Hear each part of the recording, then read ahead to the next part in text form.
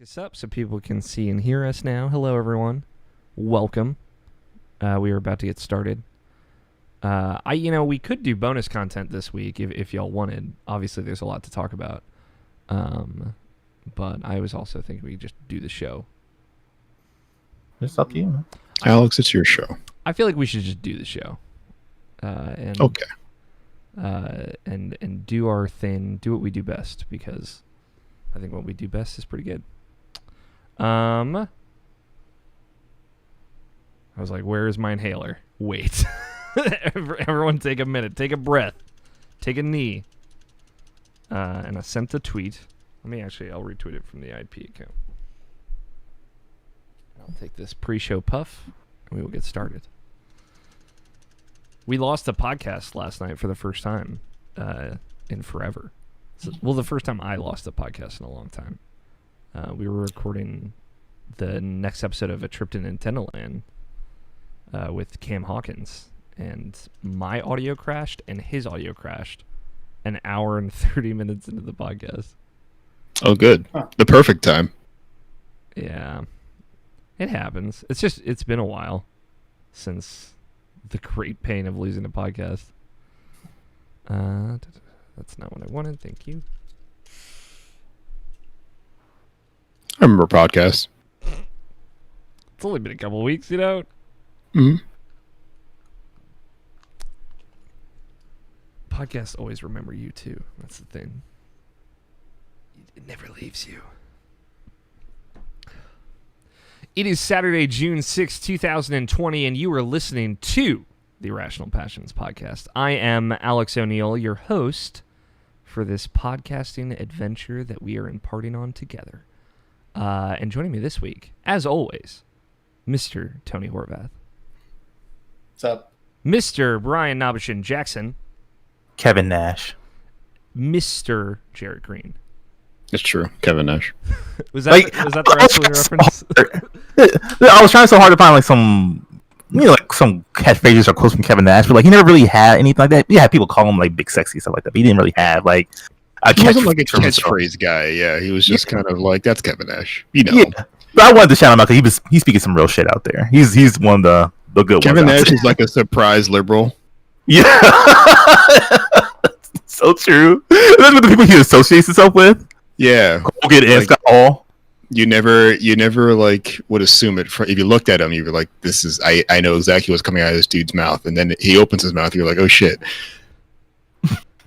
Him and JBL Bradshaw, also a surprise liberal. Really? Yeah. So I say liberal. I don't mean he's not very progressive liberal. Sure. He's not the conservative you think he is. I mean, if you say something like Jeff Jarrett, and I have to get out of this room because that's unbelievable. Yeah, I doubt that. How is the Jeff Jarrett looks like a dude? How is the wrestling community? Is it just everyone kind of coming out to see where they're at, or is it just all bad with wrestling right now? Usually, it's all bad. Yeah, that's my expectation of wrestling, and it's not hasn't really changed. Though I think when it comes to wrestling, everyone assumes everyone is kind of a piece of shit in some way. Mm-hmm. You approach wrestling knowing that most of these people are bad, probably. So you do so with a half measure, appreciate what they're doing on this television thing, and then maybe don't expect much from them afterwards. So it's always a fun surprise when they're actually good people. That's good. Most of them don't know the world's round. You got to take what you can get.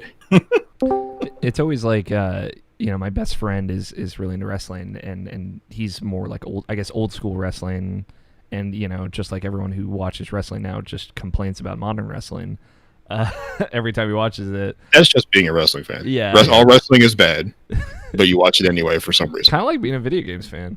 Yeah. And or an anime fan. And he's always, it's true. Actually, it's all coming together. He always brings up, or he's always excited when I my only point of reference with wrestling is the only thing I truly care about from that community is Xavier Woods. I always bring up the stuff that he's doing, and he always just gets so unendingly excited. So outside of that, I have no idea the barometer for wrestler of life quality. Woods, I think history will respect Woods for a lot more than what we see him do now in the future, because he really has sort of spearheaded this concept of those personalities in that sort of very isolated, like in isolated and insulated space, like reaching out and being like a part of all these other communities. Like when 2005 happened and everyone realized like the jig's up, like clearly the 20% of you who didn't know this was like fake, surprise, it's fake. But then social media started happening. Like these wrestlers started having Facebooks and like Twitter accounts, and they had a website thing. So you started seeing like these people be real people for the first time ever, and like that started becoming part of the brand as well. And no, the WWE had no idea what to do with that. They're like, I guess, tweet your salad from the restaurant, but also like show up to work tomorrow. And that was kind of it. And Woods really took it to the next level. He because he came from like the gaming community, like there's no like normal fucking people communities. He never forgot that like Twitch and anime and con culture is something that he could also blend into that reality thing too. And it really took him doing it with his own YouTube channel for the WWE to see that like everybody could do it. And really, not even just in the WWE, but any wrestler who does something like this now, even like your Cody Rhodes over at the AEW, or all these indies who have cultivated a small community in and of themselves by just being online, all kind of owe a thanks to him for making it work. Yeah. And I don't think we won't have the time to look back and see that maybe he was the nexus of this until he's probably done. He hasn't turned heel yet, has he? No, he's been injured for a while though, so like there's plenty of time. Still time left to turn evil. Also joining us, Scott Guthier, who joined even before I could say maybe joining us later. Scott Guthier. Hi, Scott. Hello. We're just getting through the usual. Jarrett's here, so let's talk about wrestling for 10 minutes. Part of the show, we have to accommodate. I mean, to be fair, that's too short of amount of time. Yeah, I said 35 minutes on the call before we went live and listened to 10 minutes of Persona 5 and didn't know it was Persona 5 till you said it afterwards. It's true. We were getting some nitty gritty Persona Fusion details. It was good stuff. All right, the people got what they wanted, and by the people, it was just me and Tony. Yeah. Hey everybody, welcome to Rational Passions Podcast. It's a video games podcast that's live every Saturday around 7 p.m. Eastern Time. Today we were early for once ever, and I'll take it, and I'll live and I'll bask in it. It's weird for me because I typically work Saturdays, which is why we record later in the night, that I have like time to play video games before the podcast. I could sit down and be like, oh, I can get a good 6 hours into this if I want to talk about it tonight. And it was very nice. But that's a tangent for another time. We're here to talk about video games, as we do. And you can listen to us live on YouTube Saturday nights on 7 p.m. Eastern Time, or on your podcast service of choice on Tuesday around 6 a.m. Eastern Time. Today, in a tumultuous week, I would say, a very long week, maybe the longest week ever, which is, if you go and listen to last week's podcast, I was talking about Sony announcements and all these things that would just never happen this week. But a lot of other stuff happened this week. Obviously, if you have not seen, Irrational Passions has, kind of put out some information about, Black Lives Matter, obviously. If that is not obvious to you, you can stop listening. And some resources for folks out there. And, with all the other voices out there, we've also speaking out against some really fucked up shit happening in the United States of America. This is relevant to many of you listening, so I just want to say thank you for listening. We love you, all of you, and hopefully this can be a nice little escapism for you if you want to just hear some friends talk about video games. We brought out I would say the person that made me, as the editor of irrationalpassions.com, aware of how important black voices in video games were. I brought you back, Jared Green. Not necessarily explicitly for that purpose, but I thought it was appropriate, and everyone agreed. And I'm sorry for bringing you out of break, Jared, but I want to hear about the video games you've been playing. I was slumbering. Sleeping Peacefully. deep beneath. For once, I think it was the first time you've slept in 6 years, actually. Mm-hmm. It's true. It shows. Yeah, now all I do is shit post on Twitter now. It's like it's really freed up some time for me. Nothing new. Okay. Like games. I always say games never come out, but that's always not true. And I'm sure games have come out since May, but I don't know them, so fuck them. I've been playing old stuff. Like Doom Eternal. Yeah. Of course, yeah, the joke is I went on break for 2 weeks and then suddenly got more work than I've had in 2 months. I'm playing something embargoed currently. Maybe that's become a fiasco, but we'll see what happens. I played Gears Tactics. Oh. I went and got myself a little, what's that called? Game Pass on PC. Oh, yeah. About, I want to say a month ago. Maybe a little longer than that.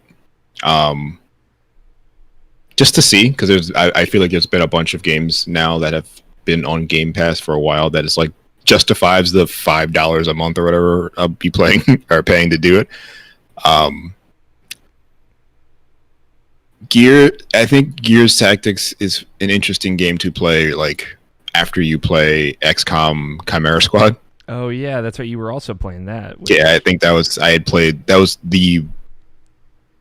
the long game I played before that. So like a month before that, I was playing a different tactics game. That was janky and interesting enough to like sort of force you through it, but like clearly that game came out at a rapid pace and not enough time to fix everything. And Gears Tactics feels like the opposite. Like this is something that's been incubating for a while. There's clearly like a bar for Gears presentation that they were looking to hit. And I like it so far, but man, I think the thing I've always disliked about Gears is like the aesthetic. Yeah. Honestly, like when I got to 5, that's where like I think that same thing is like, man, this is like really 2007. It's like this. Everybody just has giant necks. Yeah. Huge shoulders. Huge shoulders, and like so. I used to play like tabletop miniature games for a little bit in my life, including games like Warhammer 40K, which is a game about the far future, in the 40,000th century. Humans have become like a spacefaring race, but have met aggressive, angry aliens that hate them, and also demons that also hate them. And the only thing that can protect us are things that are human-like creatures that we've sort of ascended to super like space marines, and they're the only ones that can save us from the evils. And the problem with that setting is like there's so much war and so much fighting, but like it never really illustrates why. Like, what the fuck are we fighting for? Are we just fighting just to like live in a blasted land that will be attacked again? Is anybody out here like chill? Like, are there cities worth fighting? Like, is everyone just living every day knowing that like elf-like space aliens or like giant bugs or demons from another realm could just run up in your shit tomorrow? Like, what's the point? And Gears feels like that to me. Please, Scott. Okay, so a bit of a tangent. Yeah. But yeah, that stuff has been in development ever since the series came out. And more recently, I learned that all of those races teamed up between 3 different factions. Except for, I think, the Necromorphs. Because their whole jig is, in order for there to be more Necromorphs, you just gotta kill more people. Just like Dead Space. And then, yeah, and then their lifespan is the rest of their body rotting away. Oh my goodness. You bring up a very good point of just like I think fantasy and like Warhammer Old K, whatever Warhammer 2K, or 2, and versus 40K, like a lot of those fantastical things. It's just always bad. It's always war, and everything's always on fire. And pretty much these giant people live these lives where they're just shoved into armor and fight always. And I guess there's just never peace. Will there ever be peace? We'll never know. No. I mean, like it reinforces his point. It's because the story has gone. I'll put in quotation story, but because it's gone from. It's gone from whatever that is. No, it's gone from what it was before to whatever it is now, and Jarrett's point remains the same. Yeah, untouched. Yeah, I have no idea like what that story looks like now. I think when I left that whole scene, it was when they started writing novels for Horus's betrayal. So in the year 30,000, when the first of these like big space marine dudes were made, the Emperor, who was like this deified human creature, made like 12, I guess, dudes who were like in his image, and they are equally as like they're almost like angels, and he is like God, and they create legions in their image of space marines. And one of them were like, what about, I mean, demons are cool. And he was like, no, they're not. And Horus is like, all right, but I think they might be. And then he was like scheming on him, quote unquote, kill the Emperor. And then the idea is this point is what 10,000 years later is the game you're playing now. This happened. And they finally wrote novels to sort of illustrate this. So it's no longer just like blurbs in the rule books. It's like a thing. But those 10,000 years all still sucked. Like the Emperor was exalted in his sort of position and given the resources to be the person he was because everyone had found demons and aliens had found us and everything was getting too real. So as a desperate race, we were like, please just do whatever you need to do to save us. And we just like gave away all the things that are worth living so that we can just build giant men in suits and kill things for us. And it just seems like 15,000 years of this lore has just been that. And like me, Jarrett Green, in the year 2020 is thinking like, why the fuck would I even want to live there? Like, who gives a shit if we win? There is no winning. I will say, oh, go ahead, Jerry, you finish. If like an 8-foot tall dude can just show up into your like city one day, shooting what is basically soda cans size bullets at like giant like multi-legged bug creatures that are spitting more bug creatures out of their faces, and then he'll look at you and be like, why didn't you stop this? And I'll be like, I don't know, dude. I pulled junk out of scrap piles for money so I can feed my kids. And he's like, well, you look like a heretic, and he shoots me in the face. Like this, like who, like why? Who cares? Who made this world? Who cares? My friend Chris, just local friend that I grew up with. His brother ran a campaign, like a tabletop campaign, set in a game. I guess that was made by someone else, but in the Warhammer 40K universe, like a specific sub faction of like. Not like the regular Space Marines, but like evil Space Marines, or not like evil, but like the ones that wear the black armor and like have the red eyes. They look kind of like Helghast, I guess. Mm-hmm. And that was like a really interesting story. So let me just send you his number, and then maybe I know a guy. I think there's interesting parts in it, but I think you always have to live in this space where like we're talking about sort of military intrigue at all times because there's no other intrigue. Yeah, it's just about like heroes fighting, and there's really nothing else. You don't even care what they're fighting about at this point. Like what they're fighting about is theoretical at best, and it's a future that will never happen. Yeah, and so long as you get that out of the way up front, the next 400 pages will be great for the whatever book you're reading. Yeah, it's a last thought on this tangent, I swear, but it just relates. I can relate it back to Critical Role, which Tony and I have been talking about for the last few weeks. So, like hearing. Brendan, this person who's running this campaign, like a lot of it was like people in internment camps or people like in those labor camps under that Empire's regime, and like working through small communities and finding like space stations and derelict things and kind of having stories within that of like these outreaches, which I think what makes it interesting, but also what makes it efficient for a low-level campaign. It makes me think of like watching Critical Role, like I without spoiling anything, like the first campaign, the 2 campaigns that they've done, it take place in the same world, like 20 years apart, pretty much. But there is a scenario where, like, if they had failed at the end of that first campaign, they talked about, like, you know, the second campaign would be in like this nightmare world where like people are enslaved and people are, you know, have to worship this kind of evil thing, and it would have been a very different thing. So I think like maybe there is like in the small communities and like the uprising an interesting story to find in Warhammer 40K, but they didn't hire me to write it, so I guess we'll never know. And they might exist. It's just I don't want to read every book to find the good one. Like if they're out there, I mean, let me know. But like I'm not going to look anymore. But how's Gears Tactics? Gears Tactics, as far like, and I think the big problem I have with Gears Tactics, I'm kind of just doing it to do it, and it's fun to play and it's interesting to play. But like, what the fuck am I even? Why? Like, I don't care. Like, and that was why I never really got into Gears 4 or 5, because I don't actually care about like what's going on Earth with these cogs and these locust dudes, because it seems like it's always bad all the time. So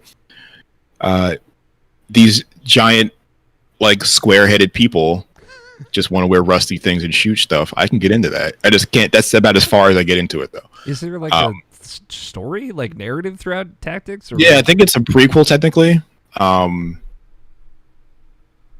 There's apparently a very tough guy Locust who is been causing trouble, and you play a character who is like stopped doing active missions with cogs because the what's his name, the leader guy who's kind of a dick, the corporal, like the general with the mustache and the hat on and all that. No, he's like I guess he's like he's not the president, but he's like the leader of whatever this cog nation is. Mm-hmm. Apparently him and your character have beef, as always. So you transferred yourself to just like running transports and shit to stay out of active combat because you don't want to get your hands dirty with that shit anymore. Of course, until you have to get your hands ready for that shit some more. Yeah, but it's tactical. It's different, you know? It's different now.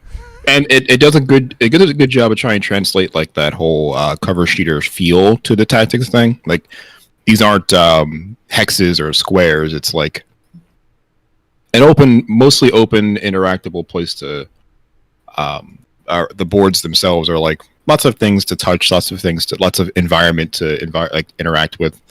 Lots of sliding into cover still, lots of running up and chainsawing things still.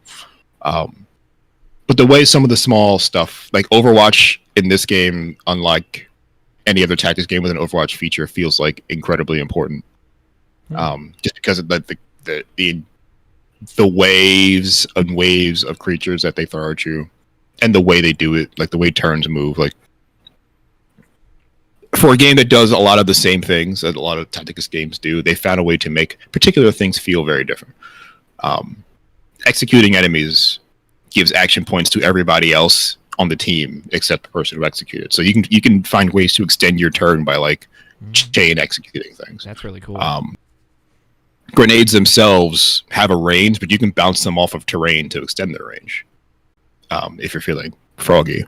So if you see a wall or like a bombed out car or something, if there's architecture there with like angles and whatnot, you can probably use that to your advantage.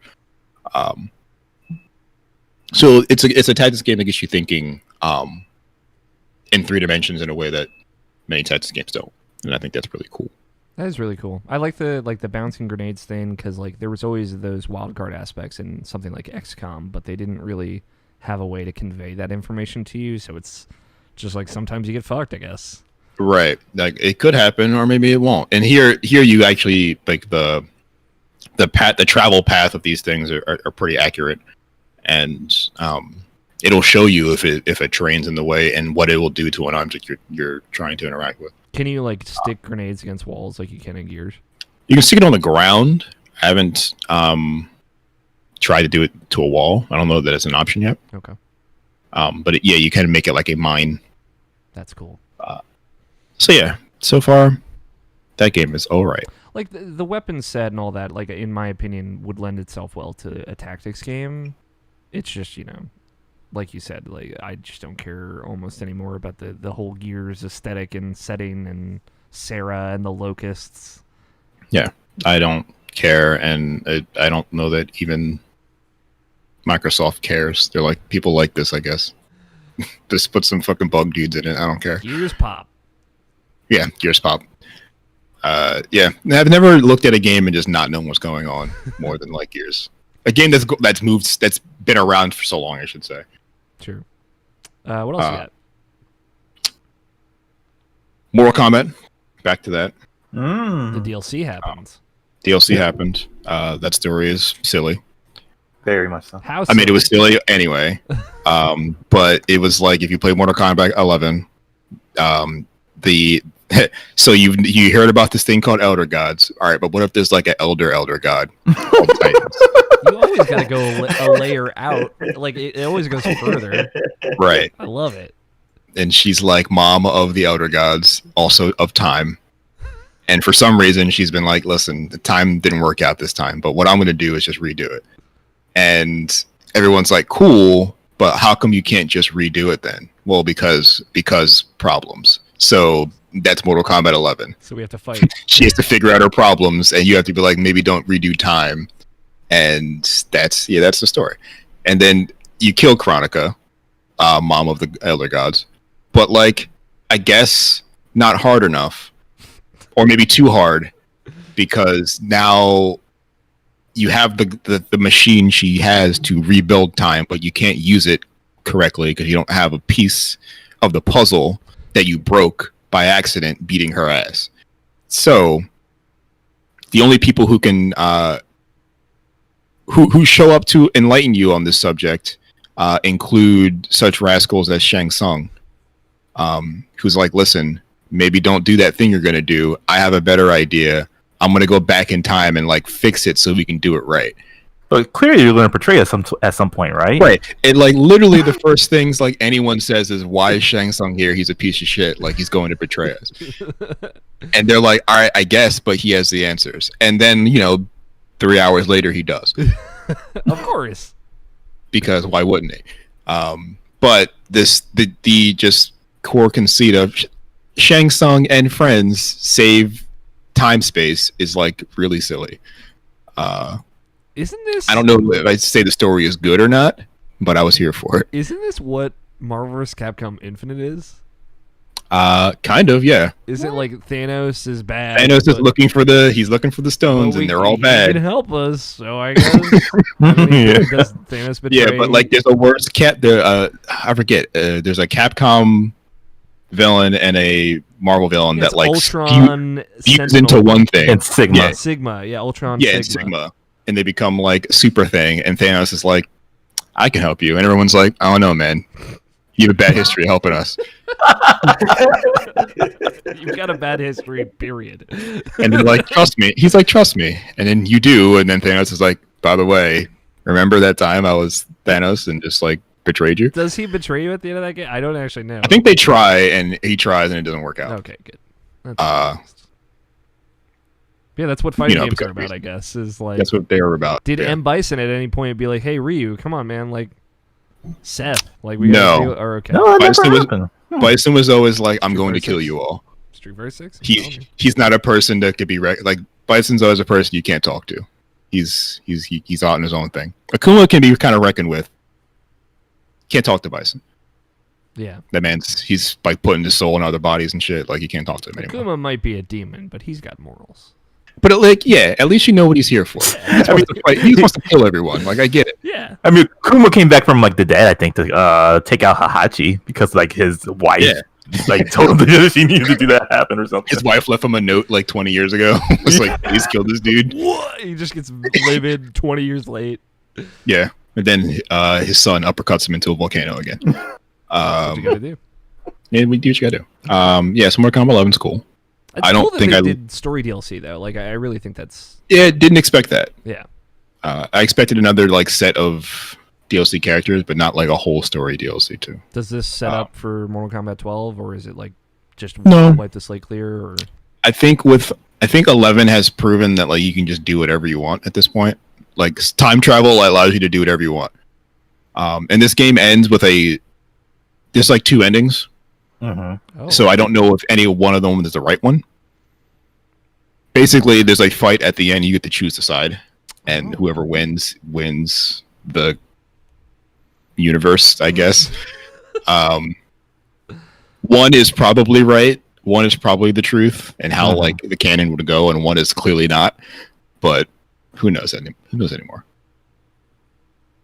That's cool. Also, I'm sure they're all thinking about Injustice 3 and not Mortal Kombat 12. Yeah, I just wonder, like, I always wonder if when hardware comes out, is that like when you want to start off with like your tentpole franchise on new hardware, right? I don't know. You'd think, but I don't know. I feel like they're trying to just ride this hardware out as far as possible. Sure. And then maybe just make Injustice like the new hardware thing. Maybe. I think that the talks going on right now is that NetherRealm was trying to make something not fighting game for their next game. So NetherRealm? Yeah, NetherRealm.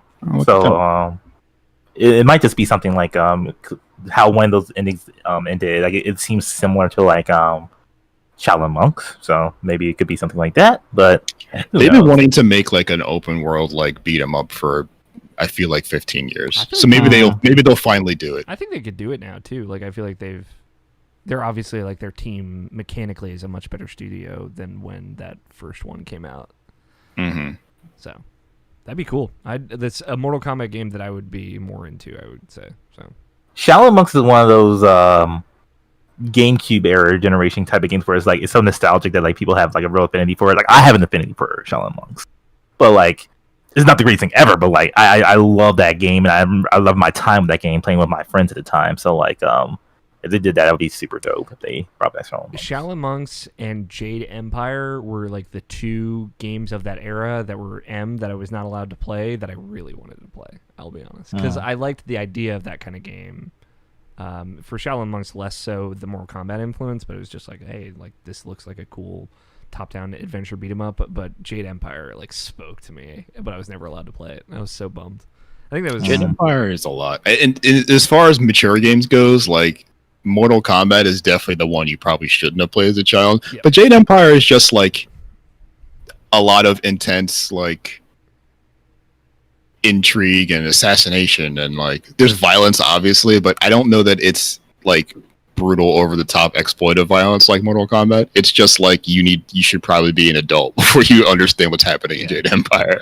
It was more of like a less case by case. It was just a blanket no touchy for me. So I missed out on a lot of stuff too from that era that I've always wanted to maybe go back and check out on the M side. What else have you been playing, Jared? Unless you have any other Mortal Kombat feels. No, I don't like. I have to attempt to maybe try harder, but I'm not huge on any of the new characters, really. No. Like I like RoboCop in theory, but like in practice, it's just not Terminator again. Yeah. Yeah.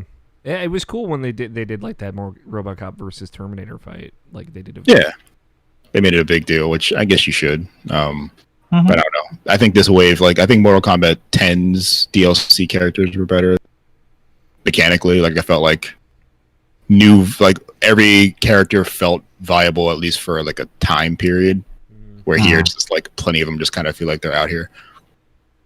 Yeah, that's fair. It's always interesting to think of like. I always wonder if like DLC characters for fighting games ever become. I feel like it's always like they're the best, overpowered, for sure, broken. Or like they're never used compared to the original roster. Yeah, I don't know anything that's like in the middle. Maybe Smash Brothers, but I don't even know about that. Though Smash, I feel like. I mean, Ultimate. I feel like there are plenty of DLC characters are like, all right, this is too much. But yeah, I don't know that there were any like. Are there like I'm not as like locked on to competitive Smash, so I don't know if there was like a middle tier like this is perfectly normal for a DLC character. Like Piranha Plant. Piranha Plant was probably that, yeah, because he's got some cool It's stuff. a relatively strong mid-tier character, but it's definitely not a hey, you can pick this into anybody type person. Mm-hmm. It's not like Bayonetta, who for a time was just running the tables. Yeah, Right. I know Joker's really good, and like Hero Joker is really good, and Byleth is very bad. So they're the high tier, but yeah, I would say of the DLC characters, maybe Banjo and Piranha Plant are like really solid, just good additions. They don't break anything. They don't mess anything up too much. They're not too powerful, but they're not weak by any means. Like Banjo's got some really powerful moves, but he's pretty slow. So that's how they. Right. I will say that, like he is your traditional strength character. Yeah. Mhm. Which is good mid tier if you're looking for like a pick up and play mid tier Mhm. character. Right. That's what you're looking for. I think there's some of the DLC and Mortal Kombat. There are more characters that are easy to just kind of walk into if you're just like trying to play. Like Terminator isn't a difficult character to learn and feel like you can at least address every situation. I don't know that he is top tier, but like if you bought the game to play as Terminator, you can probably learn how to play this game with Terminator. Right. The Joker is it happens to be the best character, I think. Yeah, of the DLC. 100%. You see him in the pro scene everywhere because he can do everything. But yeah, I feel like most of these characters are pretty good to learn with, but maybe not much more than that. Which I guess if you're trying to design a game to get people to buy based on the DLC, then yeah, you're doing all right. Then that's the goal, I guess. But I am curious to see what happens next year for NetherRealm, if there is something next year. Who knows? Yeah. I'd be down for something new. That'd be really cool. I played Shadow of the Colossus again. Nice. Was this like a backlog thing? The remake? Yeah, it was when it was on a PlayStation Plus game for like a month, like last year, I think. I downloaded it and just never played it again. I think it's just the remaster. The game's alright. Yeah. They made it play a little bit better and feel a little bit less clunky. The camera is still like a fucking menace. Yeah, it's not the best. Have you played Last Guardian? Yeah, Did you? I played that. That response says so much to me. Have you finished The Last Guardian? I guess I should say. I didn't finish it. I watched a friend finish it Okay. because he was playing it as well. So the Shadow of the Colossus is the best of them. Yeah, it's definitely still the best one. I was trying to get to, but you didn't even have to say anything. No, not yeah. The Last Guardian was a mess. And I didn't want it to be, and I think early on I was like, team, this is all intentional. This is an intentional mess. And then I realized I don't care if it's intentional. I don't want to fucking play this game anymore. That's fucking real. I appreciate it. Yeah, no, it's one of those things where like I like a good mess every now and again. I like that game. I wish I liked it more, but I'm glad you convinced me to finish it in option. I'm glad I saw it through. It's one of those things I'm happy I got the full experience. But yeah, I don't know. That's I wonder what, if anything, like that team will do next. I guess probably nothing. Are they even still together anymore? No, but I feel like that. Await is gone, but Team Eco is still a thing. Yeah. Okay. Yeah, no, Await left like a couple of years before that game actually released, didn't he? Or he left, quote unquote. He still worked on it, but he back, was I think, under was contract. under contract to just see it through to the end. But yeah, I mean, I imagine he'll still make a game, but if it's with a different studio, it'll probably have a different aesthetic and whatnot. But yeah, I wonder what the next game of that kind would even be after those. Mm-hmm. I guess that's my curiosity. But that remake's cool. That's the Blue Point one, right? Yeah. What do you want Blue Point to do next? I don't know. Blue Point seems to have sort of cut their teeth and really made their living like remaking stuff. Yeah, they're good. Or like doing things that aren't their own. like the last thing I know they did that was their own wasn't that No, I actually can't think of something. I think I was thinking of Splash Damage, which is Brink, and that's not Blue Point. Yeah.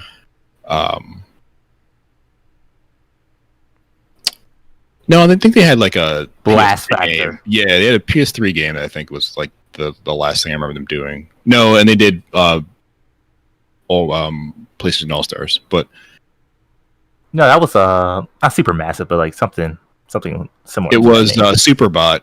But Blue Point had they ported it to they Vita, probably maybe? helped with the Vita port, Okay, Yeah, okay. but they was- developed it was it the Vita port. in Tangent, and they used an engine that Blue Point made for both. So not the same kind of development, but I don't know. Like I don't even know what Blue Point can do. Like this, it seems like what they can do is make the game you made better.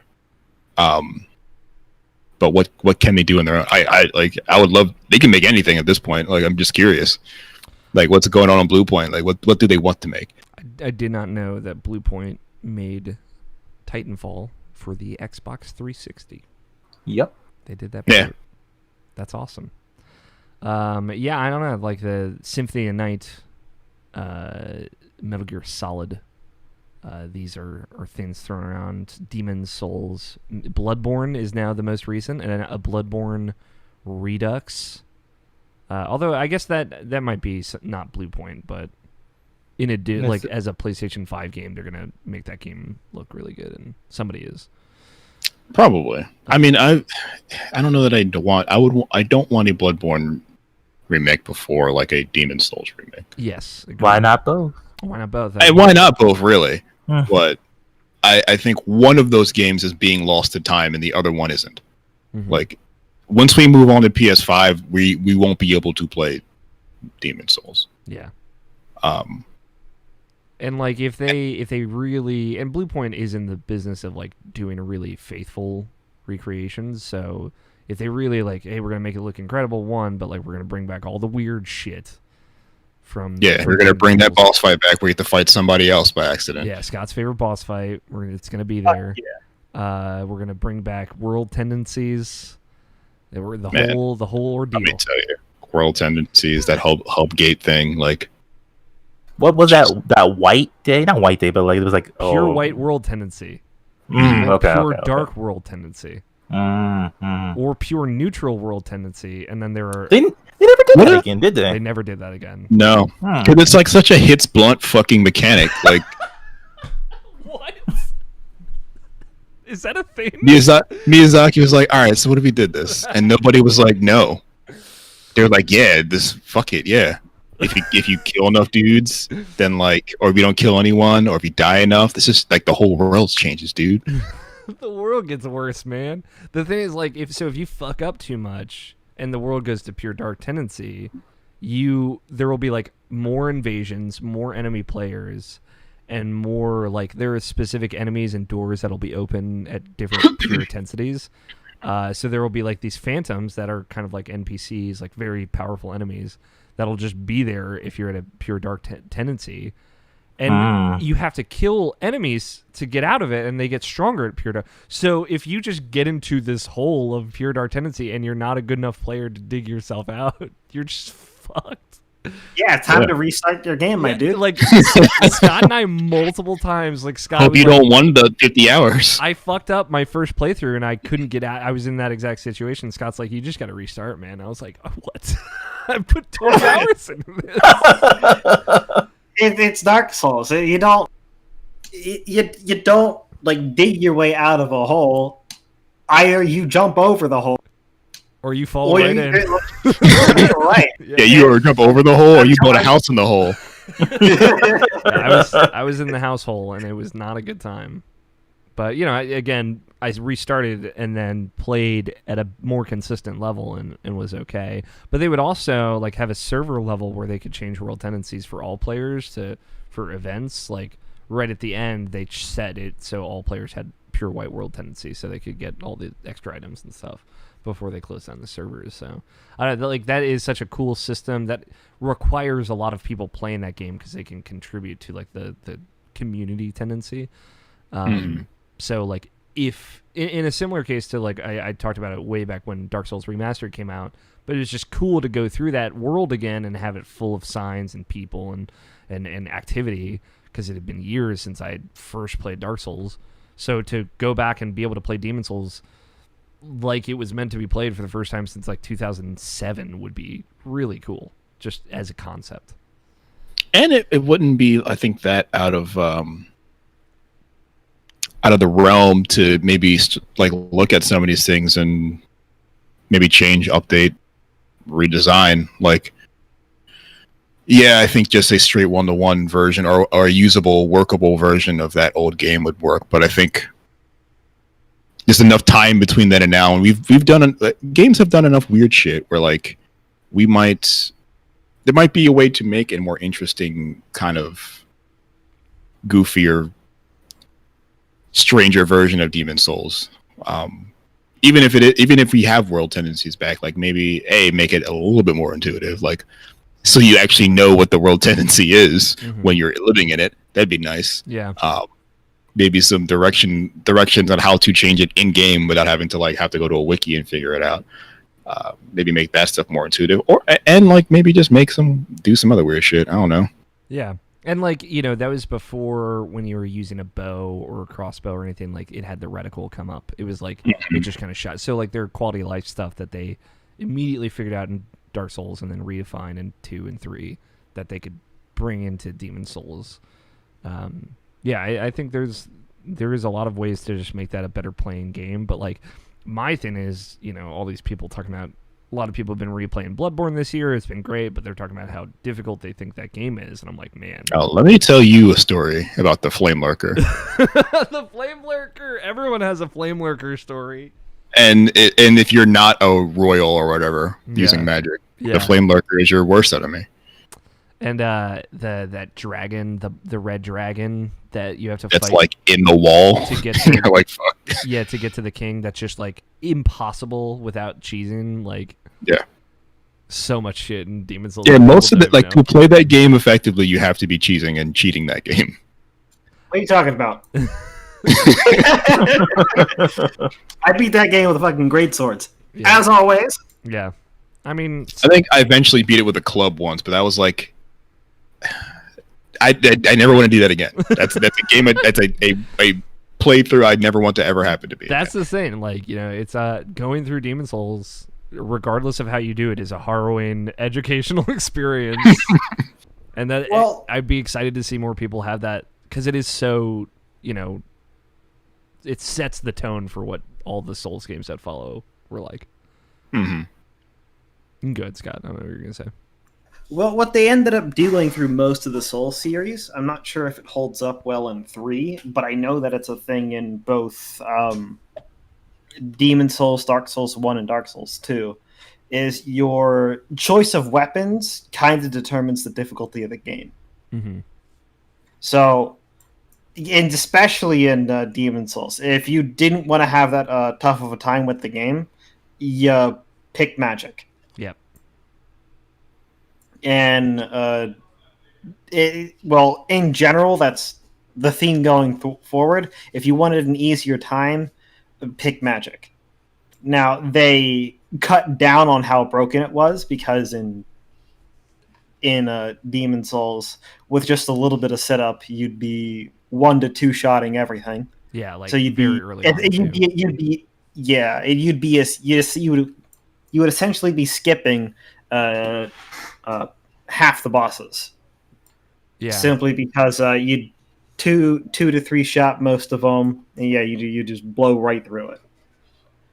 The only things you had to worry about was not using everything that you. A better way to put it, the only thing you had to worry about would be farming enough to have enough items to get your way through it. Yeah, I remember 2's magic being like remarkably not underpowered, but like it didn't feel like you're just walking through this anymore. They were coming off of like that pyromancy in Dark Souls 1 being so broken. It's funny, like, you know, thinking about, you know, it's relevant. So, but like, I remember getting the way I got into Demon Souls, obviously through Scott, but the thing, I don't know if you remember this, Scott, the thing you told me like in our comp sci class one day, you just explained to me the entire Tower Knight boss fight of like, no, imagine this dude huge, like the shield is the size of a house. I believe was the way you described it to me. And it's like you know how you can, you know, somebody's boot, yeah, you know, the top of somebody's foot, yeah, that's about you are the size that, you know, that foot part, not like the sole, but like the tip, the toes. That's how tall you are.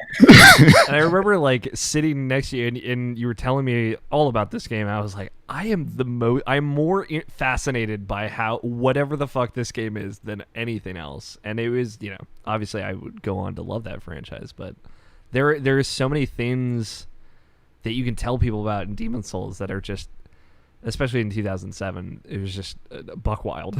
You know, the Tower Knight fight is still so fun. I think it's such a fun fight of like hitting the two knees, and then he comes down and he can do damage, and there are casters up on the walls that you have to go and take care of. Like, it's such a cool fight that it's still one of my favorite boss fights in any Souls game. So, do you think Demon Souls will get enough credit? Or it gets too forgotten or overshadowed by Dark Souls? I think like the thing is Dark Souls sold so much more and it did financially so much better in the West that it, you know, it deserves the credit it gets, but like Demon Souls is like that weird stepchild situation where, like, you know, they were out there like smoking cigarettes out back and skateboarding like way before it was cool, and and you're always like, I kind of want to hang out with you, but it's almost like too scary. Dark Souls, like, even though their whole campaign was prepare to die, I think they made that like set up players for the expectation of what they were getting themselves into, of like, this is a really hard game that is really punishing, or, you know, some people seem to believe that, but, you know, it's just very different than I think a lot of other games. Demon Souls didn't have that same warm up, right? The way they tried to sell that to people was just like, you know, this is another fantasy JRPG, and so like they hadn't quite figured out how to pitch it to people.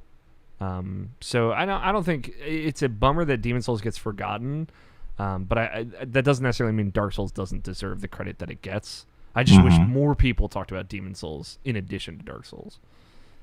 Which is hard to do because no one can play. Or at the very least, consider it a part of the series. Yeah. Don't like, you know, say, oh yeah, the Soul series, Dark Souls and Bloodborne, be like, and, you know, Demon Souls, the one that started it all. Well, I'd be interested. What is it? Fallen Kingdom? Kingsfall. There we go. Yeah. I'd be interested in playing some of those games. Yeah, me too. I'd want to see like how it really, really started too. What else have you been playing, Jared? Blue Point. Yeah, Blue Point games. Actually, what else have I been playing? That's a good question. I finished Shadowrun Dragonfall. I'm going back through Shadowrun games. Okay, cool. Mostly, I wanted to play Dragonfall because I feel like cyberpunk, like that whole aesthetic, I feel like we as in North Americans, have kind of co-opted that sort of whole vibe recently. Whether that's a good or bad thing, I don't know. And even when we have these futuristic sort of dystopian looks where tech and machines have kind of taken over everything and we've just kind of interfaced with it, even when it does extend to taking other cultural influences, it's still always very Americanized, I feel like. Even in Blade Runner, like, there's very big Asian influence, especially in the second one, of just the way like pop culture is presented to us. But, you know, end of the day, it's still centered around this very like in a very American city, in LA, which looks nothing like an LA you would recognize, but around these very these characters who live in these very American tropes, like the hard-boiled PI detective guy, the cop sort of chief who just doing her job or whatever, like the corporate assassin. Like these all feel like very Americanized things, and I think Shadowrun Dragonfall, you know, it's a game set in a future Germany, and it feels very much European in that way. It feels like all the tragedies that's happened in the events that make Shadowfall's whole setting are done so with a recognition and an understanding that like that part of Europe this isn't the first time that part of Europe has been destroyed by war, and it probably won't be the last time. Like it's full of people whose generations have lived through several tragedies. So this is just another one, and I think that's it's kind of an important like bedrock that when you build like the cyberpunk aesthetic on top of it, does inform a lot of these things differently. All the characters, like be them like your main sort of squad of characters, and just like all the ancillary stuff you meet, they all feel like they are coming from places that aren't like us, even if they're doing things that we recognize. Like they're doing it in a way that feels foreign, and I think that is a refreshing take, especially knowing that like when Cyberpunk 2077 happens, it's going to be a game that is going to appeal to a very Western sense of proto-capitalism, even good or bad or whatever that message that game's going to present is going to be done so in a lens of like a very sort of maybe not anti-Europe, but like a very like North American sort of Americanized ideal of like how things are built and how people like live in this place, how like our version of capitalism multiplied and mutated into something, not necessarily like a European vision of capitalism that's multiplied and sort of mutated into something. And I think those things may not look different on the surface, but I think when you write a 40-hour game in them, you can find the differences. And I don't know if like Hong Kong, there's 3 Shadowrun games I think made by Harebrained Schemes, like Shadowrun Returns. Yeah, so I was Dragonfall. Ask is if this was an extension of Returns. So Returns was the first one. I think Shadowfall or Dragonfall happened like a year after, maybe, or 2 years after, and then Hong Kong happened a year after that. Yeah. Is it the same game with expansions, or is it like separate? There are 3 different games. Okay. They are all basically they play similarly. Like there's a couple differences mechanically, but really the difference is the story and settings, and a lot of the art assets. But they are basically the same. They're recognizably Shadowrun games from the same time period.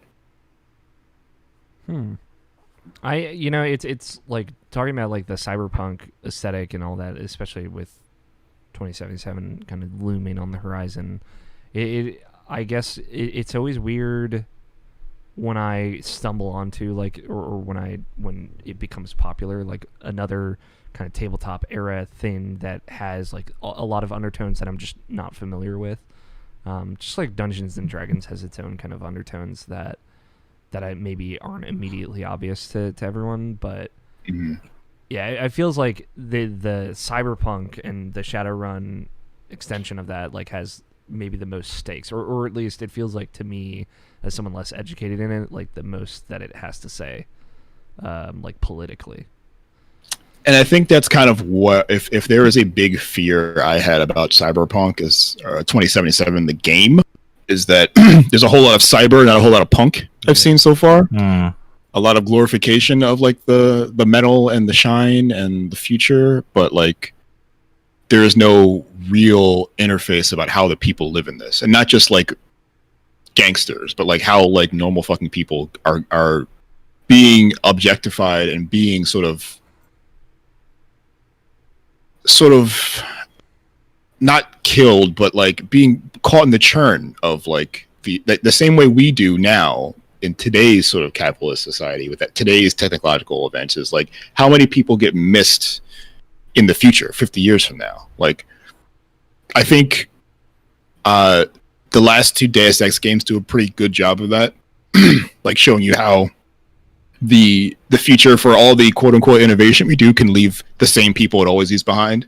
It leaves them behind there too. Yeah. I feel like there hasn't been like a great explanation or a great demonstration of that kind of version of the story.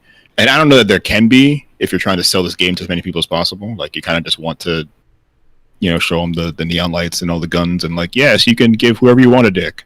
But like, there's a part of this that is super important to like that whole aesthetic that will make it feel like it's not just people co-opting of feeling when it should co-opt an entire sort of ideology, and I don't know that it will. I'm not saying it won't, but I don't know that there's no guarantee it will right now. Yeah, from what I've like gleaned from what they've shown of 2077, it's definitely like there is this idea of the like whatever's behind the wall on the internet, like the free AI that exists out there, and then like some level of government force that tries to enforce that wall, like essentially keep the free AI out, and that seems, and like Johnny Silverhand is an AI that is implanted in you, and my estimation is that it's about him kind of leading you to the choice of whether or not to let that in or out. And yeah, I kind of that does definitely seem like the story it's trying to tell, which is like very much not that. It seems but like I feel like absent from that political sphere. It can still live in that political sphere, yes, though, I think. Totally. Especially when you think about like the cults or the groups of people that are like worshiping this idea of going beyond that and live their life in the internet. I forget what they call like their AI world. But escaping to that, the Matrix, yes. Escaping to that because they don't have a better life in the meat space. So like I think you can do that. You can have those conversations. I just hope it isn't like just one note of like, oh yeah, I didn't have anywhere else to go, so I went to the internet, because I feel like that just reinforces the wrong message. Right, and I think, CD Projekt could have done this with The Witcher as well. I don't think they did. I think they marketed this game as you're a grizzled monster killer, but in reality, like Geralt of Rivia is kind of a marginalized person who was kidnapped as a child, was kind of subjected to horrible things, and that's informed his view of how he interacts with everybody else around him. When people are kicking around elves and dwarves, he almost always identifies with them before identifies with the people doing the kicking. Whether you make the choice or not, like Geralt of Rivia, if he's allowed to make his own choices, outside of you making video game choices, will almost always choose to distrust authority. Geralt of Rivia is kind of a punk in that way, and that's always been true in the books, and that was not lost in the game, but you would have to play the game to know that. So I think if there is, an optimism to have, is like, I have to imagine that, I don't know who's directing Cyberpunk 2077, but that whole team has, dealt with outside sort of licenses and people and designers before. I imagine they spoke to Mike Pondsmith a lot about like what he was thinking when he made this game, 1988 or whatever. And I imagine seeing that through into their project has been a big part of their directive too. So I don't want to immediately like cast down our suspicion on the game because of what it looks like now, but that's kind of the only signs. It's like the only things it's giving me here, so it's like all I can react to. Yeah. All this is to say is I'm definitely going to buy and play it. It's just I don't know. I'm not going to do backflips over what I want it to do before it actually does it. I'm going to let it do it, and then I'll be excited. Do you think it reminds me of this whole conversation reminds me how much they they didn't have much diversity as far as like in The Witcher 3. and then they had to be pointed out by that before they actually like realized it was an issue, and like other than like being like a monster or whatever like that, and like have like a different colored person in the game that's like an actual human being. And it's like, when you think about Cyberpunk, you think about like the most diverse thing you can possibly think of. So it's like, I would assume they will be like more on board with like having like a different mix of different people, as far as like when we go into like the real world and like see like different types of people. Like I'm pretty sure they'll. I'm just assuming, obviously, like they'll like be more on top of that, especially since like the maker of Cyberpunk 2077 is a black creator, so I'm sure he has like some kind of input on it as well. Yeah, I would imagine. Which is why I don't like necessarily doubt, the intention, and doubt that it can't be followed through on. I think the thing about the Witcher, which does perpetuate like a problem that fantasy has, where instead of just having different color humans, we tend to, or I say we, I don't write fantasy writers tend to imprint different types of people as different types of humanoid creatures. Like, yeah, we don't get, there didn't get to be black people. They have to be like orcs or dwarves or something, like whatever. Like, what the idea that they can't just be a different shade of human, and instead have to be a different creature for us to understand that diversity is interesting and then like racism is wrong, is always such a weird thing. Like Lord of the Rings doesn't have black characters either, or even diverse characters. Not the books, no, not the movies. I think they put one in one of the video games. Yeah, Shadow of War has black characters in it, and they kind of to create a place where like that, like a whole nation where swarthy people live. Yeah. Oh, okay. But yeah, that's retcon, 100 years later. So sure. It's always been a fantasy problem. And The Witcher is no different. I think the attempt to try to stay historically accurate about what Europe looked like then, even then, that kind of fails, because the world of The Witcher is a Europe that has been like tossed and turned because of like a giant magical calamity in the 13th century or whatever. Yeah. So like Europe as it was before then doesn't matter anymore. Also, they're right next door to like the Middle East, and there are Middle Eastern characters in the lore of The Witcher, and you just don't see them. Yeah, apparently you see them in the first, in the Hearts of Stone, first DLC for Witcher 3. But that's you'll see them in the second game, I think, for a little bit. Yeah, you do. Oh, okay. And the thing is, like, The Witcher doesn't get a lot into other continents, right? Like, presumably most of the world exists out there, but we don't even really get a lot of hints. We really don't know what the rest of the world looks like. We kind of just know what like this Polish area of Europe looks like. Yeah. Poland, this like new Poland, this new France, this sort of new England, that are all just one continent now. And luckily the Witcher TV show does a lot of good stuff. It's just like fuck all that, actually. Like, just do whatever they want. We're gonna be diverse, and which is cool. Which is like why it's a license you could always take, so it's funny to see that it rarely happens. Or I'd say rarely, mostly because I don't watch any of that. I don't know what new fantasy stuff looks like on TV or movies, so that this could be a problem that's been solved already. But in the case of the Witcher TV show, I found it very interesting that they were like, we're just going to cast whoever the fuck we want. Like, it doesn't really matter, because I want to let you know there's monsters flying around here ripping people's faces off. Yeah. So the fact that this person's black doesn't actually matter. Like whenever I see something like that, like I always think about that. This is showing how old I am, and forgive me, but I just have to mention this. But like that ABC special of Cinderella. Like Brandy and Whitney Houston. Yeah, she had like, and like the prince was Asian, his dad was white, and like his mom was Whoopi Goldberg. So it was like, and everyone's like, who gives a shit? Like, I like it though. Why not at that point? But I guess my concern, and I think what I'm interested to see is, as race is a layer of social structure that is very prominent in lots of fiction. I think the tenet of cyberpunk is a relationship between the poor and the rich, and how innovative technology and how aeons of development and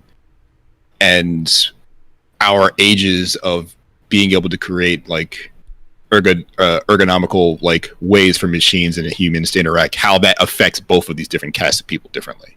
Like who gets used, who becomes, you know, the wage slave to corporations, who cares, who becomes fodder, who becomes waste, who decides that that's not good enough and sort of becomes empowered by both a will to survive and like all this access to all these things that allow humans to transcend the various limitations we have to do better and be better.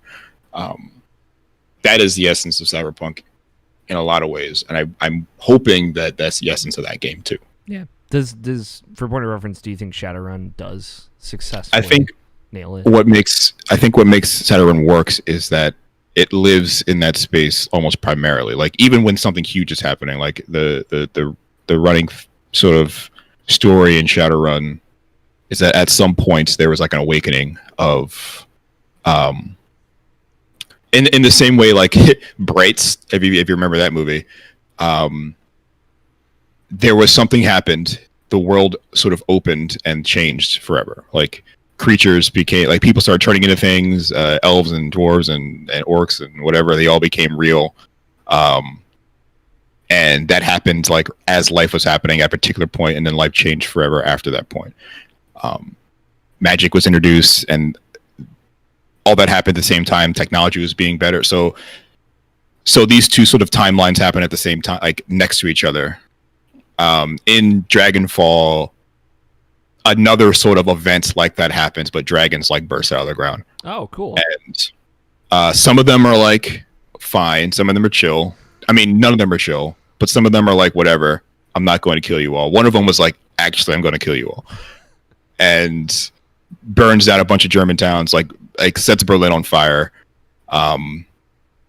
It's eventually killed, so you think. And the story becomes like figuring out that someone's trying to revive that dragon to do it again for some reason. You don't know why. And the only people who are around to figure it out are you and your gang of misfits. There's a whole cast of people who like are quote unquote Shadowrunners who live in like the virtual space doing like dirt for money, like either be it stealing like corporate secrets or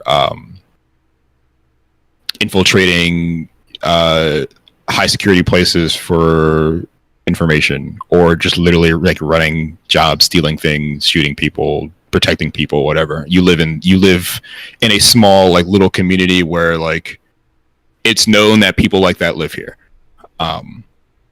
And I think it's never, even in all of your missions and all of like the interactions you have with that game for the 10 or 15 hours that it lasts, you're never not reminded that there's like different Germanys. You live in different Germanys depending on who you are and where you live and what kind of money you have, what kind of access you have. I think that's super important.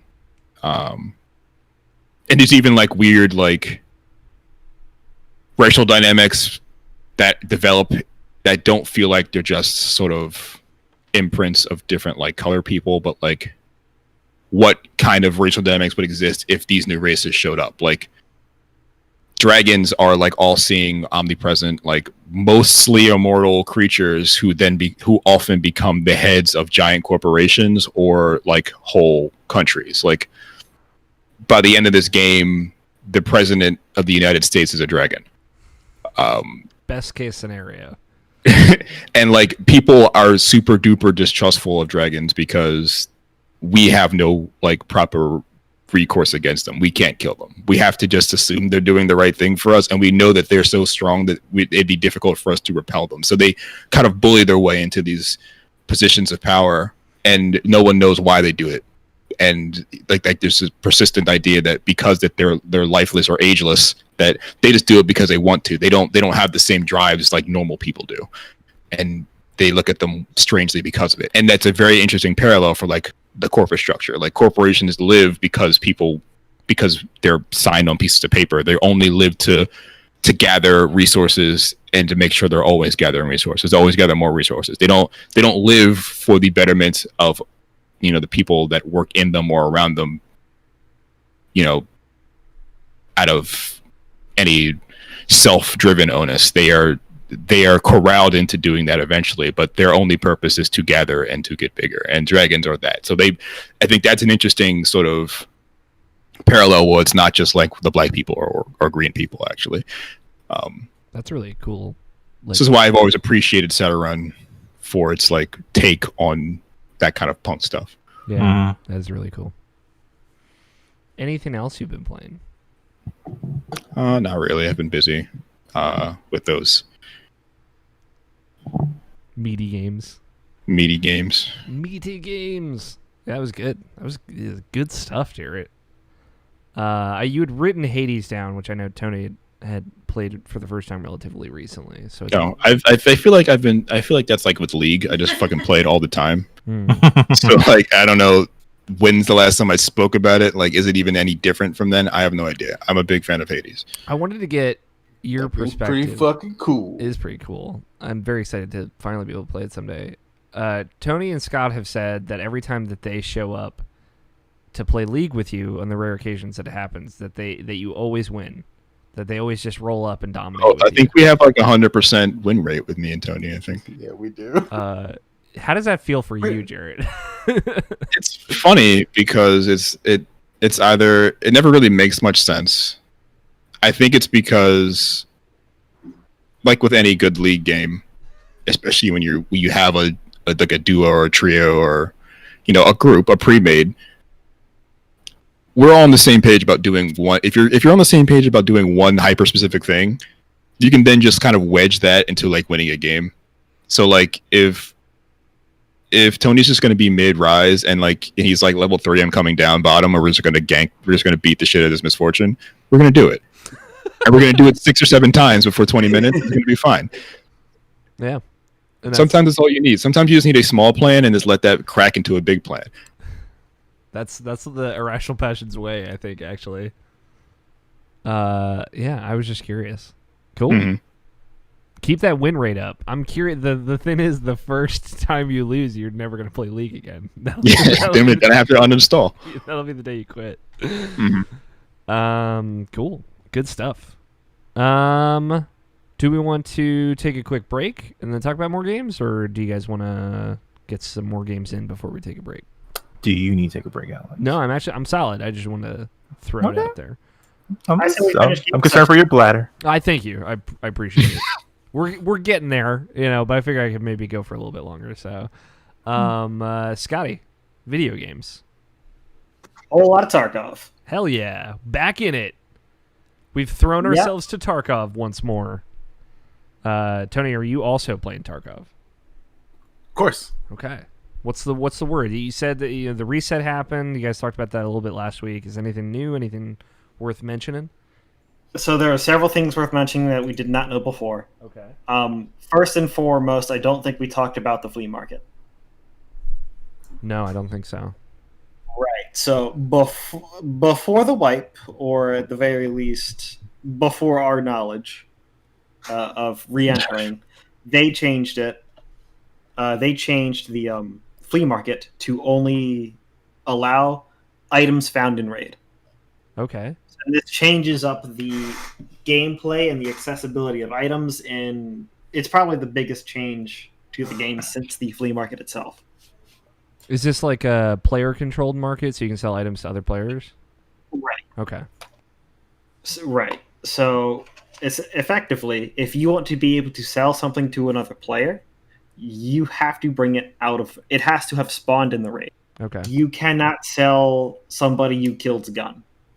And most of the stuff that you find doesn't vendor for that much. Okay.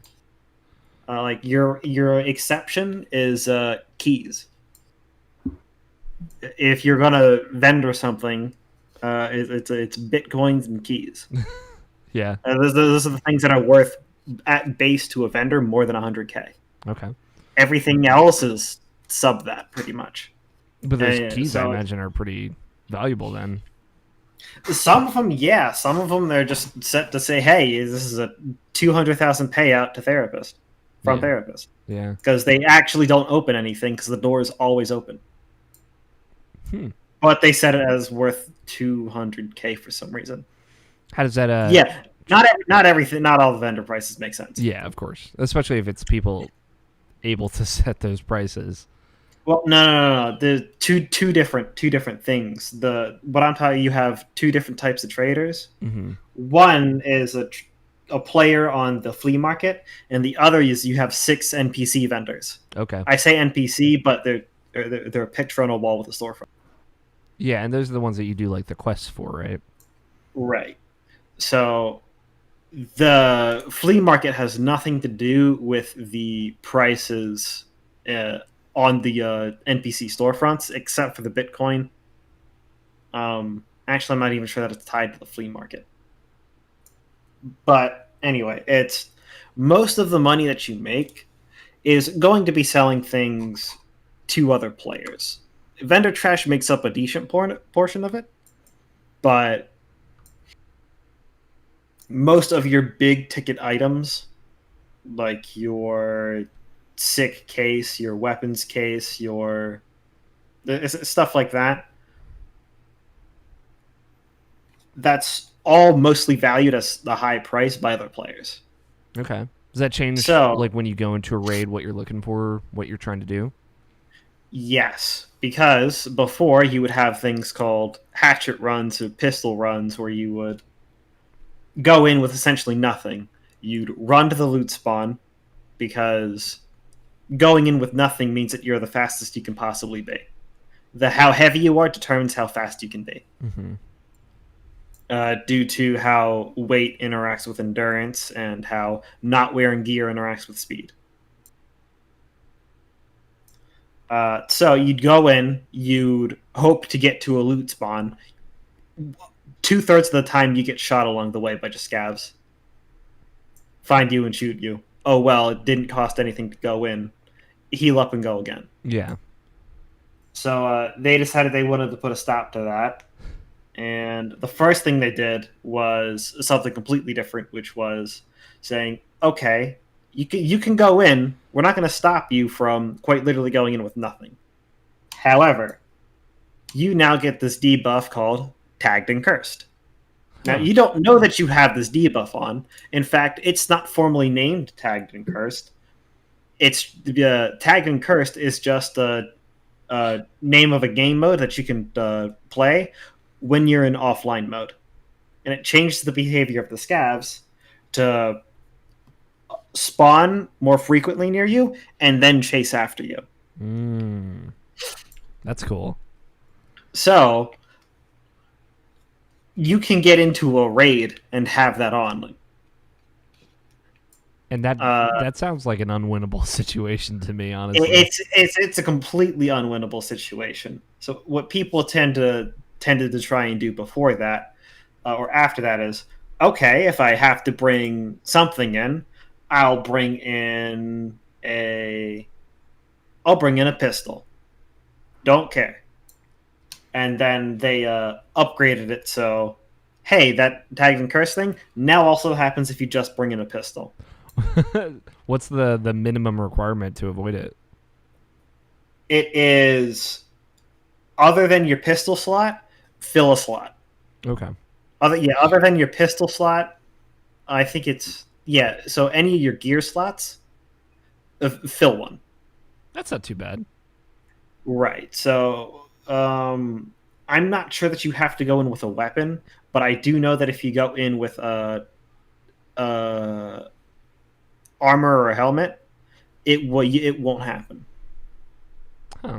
That's cool. Right. So that didn't kill the raids, simply because you can buy a Taz, which is a shotgun, insure it, and throw it on the ground the second you get in the raid. Yeah. You can hotkey it so it takes less than a second. Yeah, and then you're still the fastest person. It makes sense just to demand at least some level of stakes from the player. Right. So what they did now to further do this and try and fix the marketplace at the same time, if it's not found in raid, in other words, if it did not spawn in a raid, then you can't sell it on the marketplace. Huh. Now, you can no longer go in, drop whatever you dropped down to 0, to get everything back 24 hours later, and then pick up your loot item and stick it in your alpha container, and then just die because you're probably not making it out. In order to sell it, which is how most of the things become valuable on the flea market, which is how most things become valuable, you have to make it out of the raid alive. Okay. With survived status. How do you get the status? One of two ways. Either you get 600 experience, and you get experience by doing pretty much anything. Yeah. And in general, killing somebody and looting them. I think killing somebody is 500 experience. Depends on what you kill. I think the minimum of things that you can kill is 500, and then looting their body will generally get you the other 100. Okay. Do you? Or you have to be in the raid longer than 10 minutes. Do you think this is helping Tarkov? Do you think this is making it a better experience? I think in general, maybe. Okay. I think in general it's a big toss up. I was expecting a hard nose. I'll take it maybe. So, if I'm not sure that these two problems are related, but assuming that they aren't, then it's a definitive yes with some costs. Yeah. As with and all things I'll explain those costs straight up. Yeah. Game is not easy to get into. Yes. So what you're effectively doing is, for the people that are new, even if they're good at shooters, they're going to have nothing in the first couple of days, and the only way that they can actually play the game is every 20 minutes when their scav is up. Yeah, that's right. I forgot about the whole take a scav. Right, and there's virtually nothing that they can do about it except for phone a friend who's already good. Yeah. So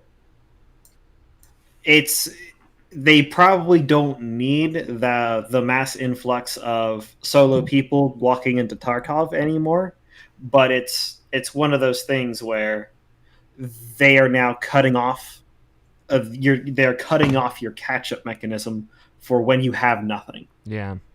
Now, don't get me wrong. The people who were doing the hatchet runs were not people who were catching up.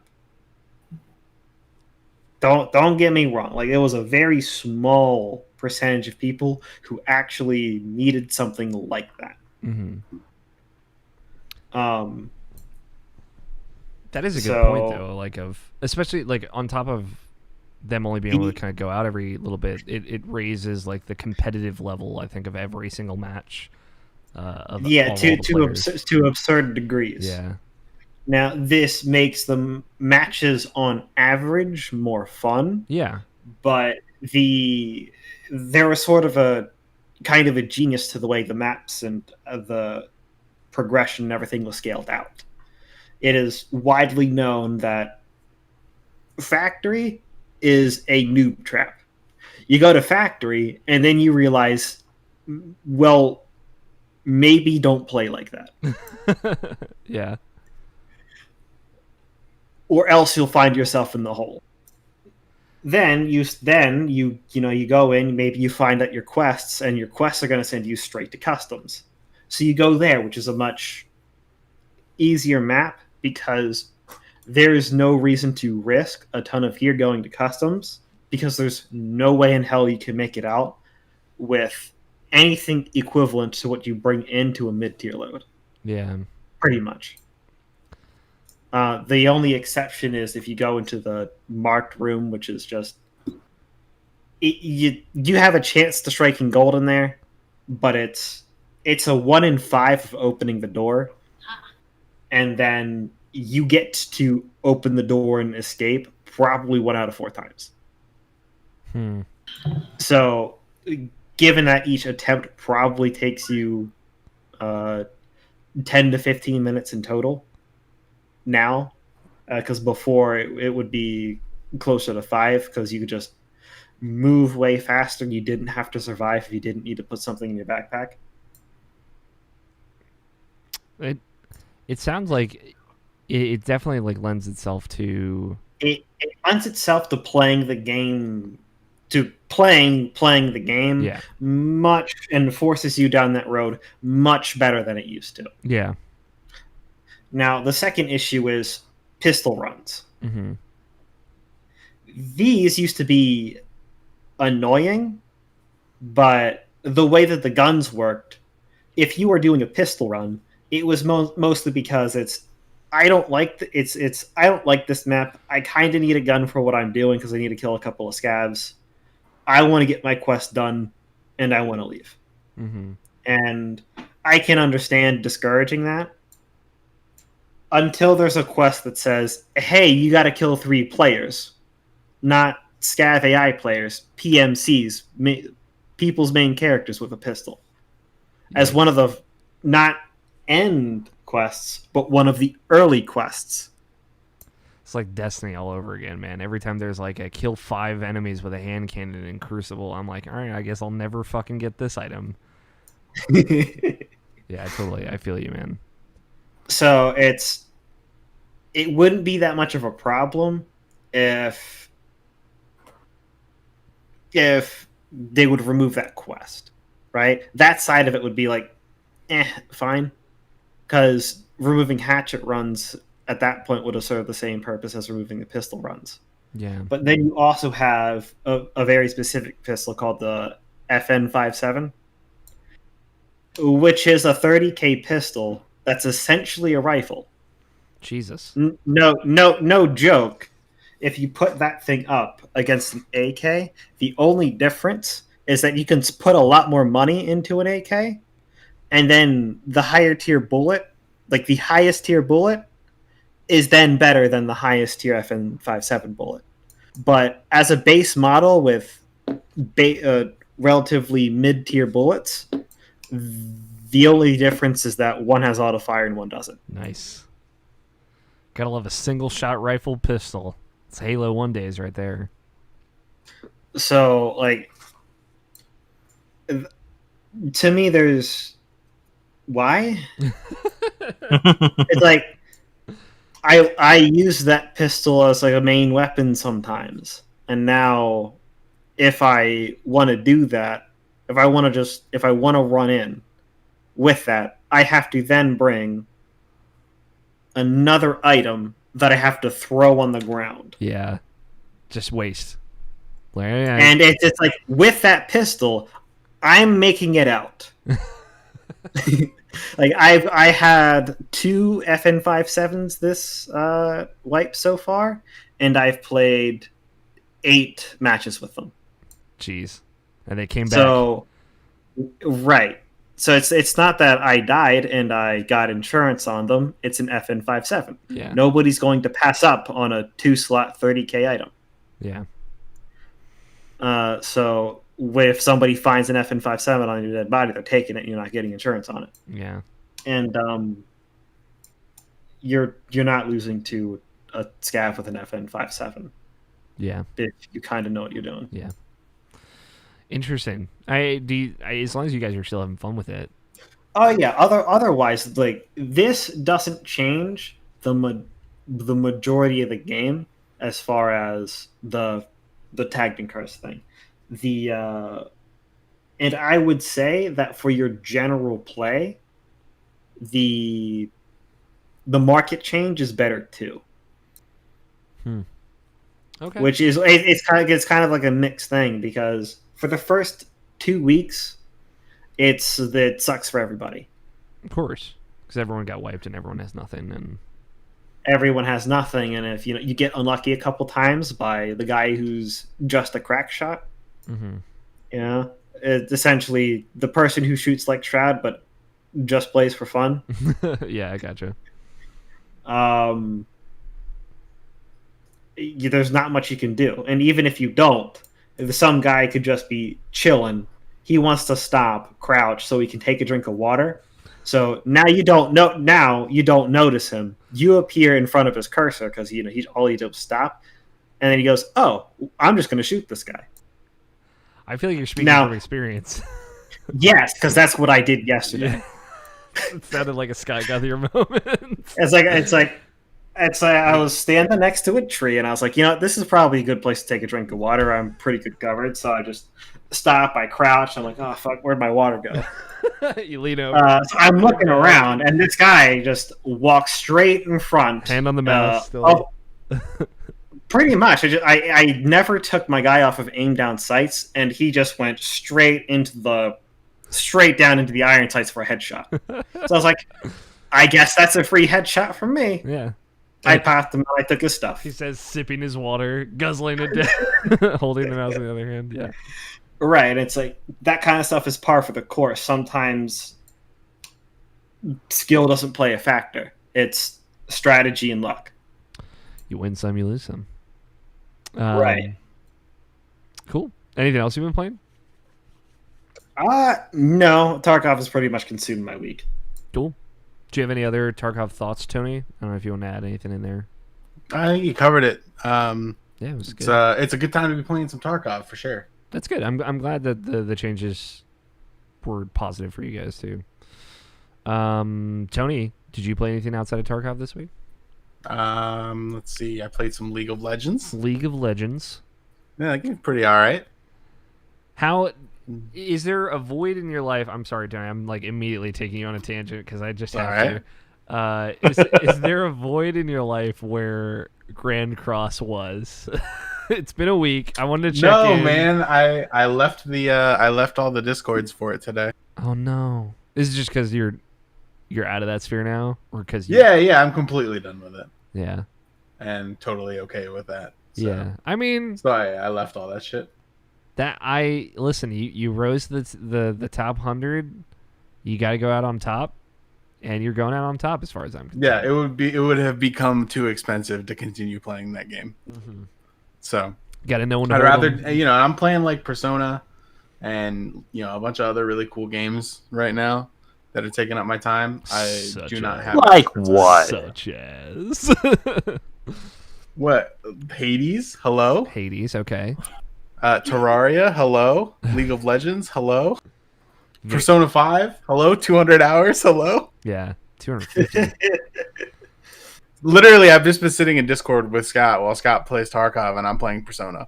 That sounds like a good for time. like the last 4 days. Yeah, and I think the funny part is like, hey Tony, I'm having some good raids. Why don't you come with me? And of course, like I tell him straight up, I'm having a good raids, and the run I'm doing has a 50-50 chance of survival. If I get 2 good raids in a row, what do you think is going to happen on the 2 that me and Tony do?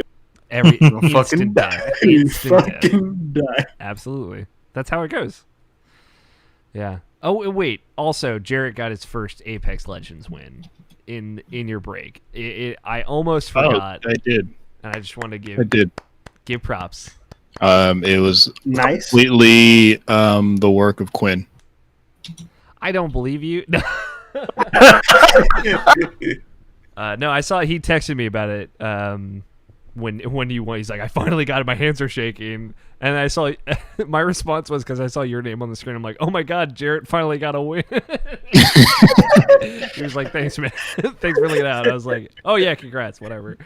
It's definitely like we were like, all right, it's shrank. We have a minute before it shrinks again. We know where this dude's coming to us under this fucking parking garage, so we can just chill behind this truck and like we'll both cover each side. He can't miss us.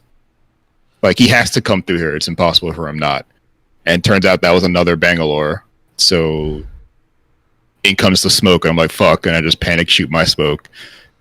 And it's just us shooting at each other in smoke. We can't see anything. I can hear 4 guns shooting, and it's all of us just shooting at each other. And me and someone else drop each other.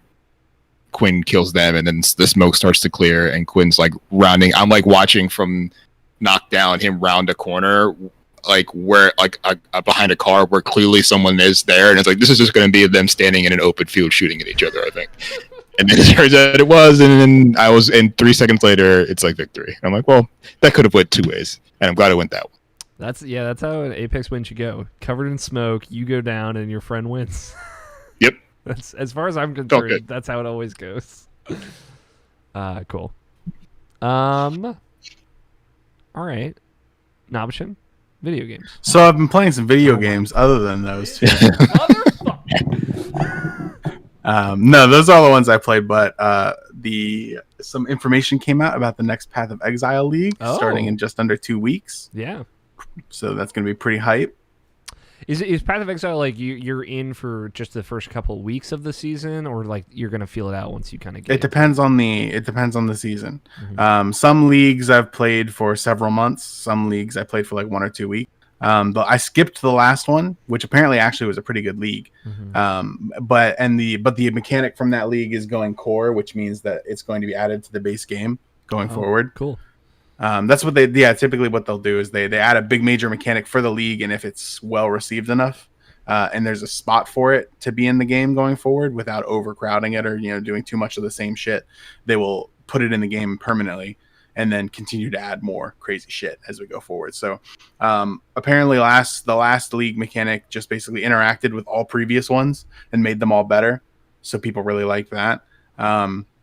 This one for the upcoming league, you're basically like you plant some seeds, they grow monsters, you kill the monsters, you get mad currency. So that's cool. Sounds pretty lit. Yeah, dude. I'm all about Path of Exile because I get to just talk about the word currency. It's the only time I ever use that word is when discussing Path of Exile. Yeah, Michael Huber from the Easy Allies always has like this. He'll just say a word and it carries the weight of millions of references. But one of his favorites is the economy. How's the economy? I love, dude. Path of Exile is all about it. Yeah, I love a good economy system in a video game, so I can respect that. Currency. Yeah, anyway, expect some Path of Exile stuff coming out of me in the next 2 weeks. Excellent. Cool. Nabishin, do you want to take a break? I would like to take a break. We're going to take a quick break. When we come back, we will talk about Nabishin's games, my games, and then throw it on out of here. So we will be back in just a little bit. Choo, choo, choo. I will be right back.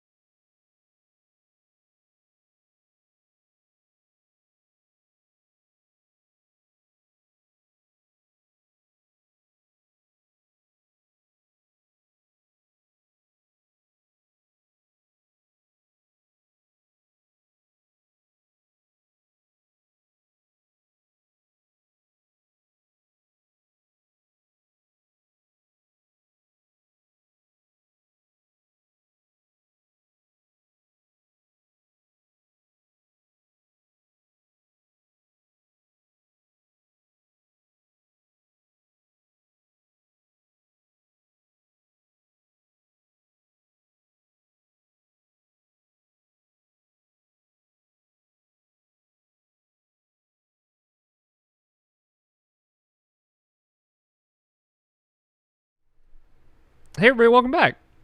Nabishin, video games. What you been playing? Not much really. I played my first Wazda game. Oh, like a first-person shooter? Man moved No. around with some arrow keys all his life, and now he's using letters. Got him. Got him. You really got him, dude. Sure. What was it like to play with the other side of the keyboard? I mean, it was whatever. What game? What game was this? Please.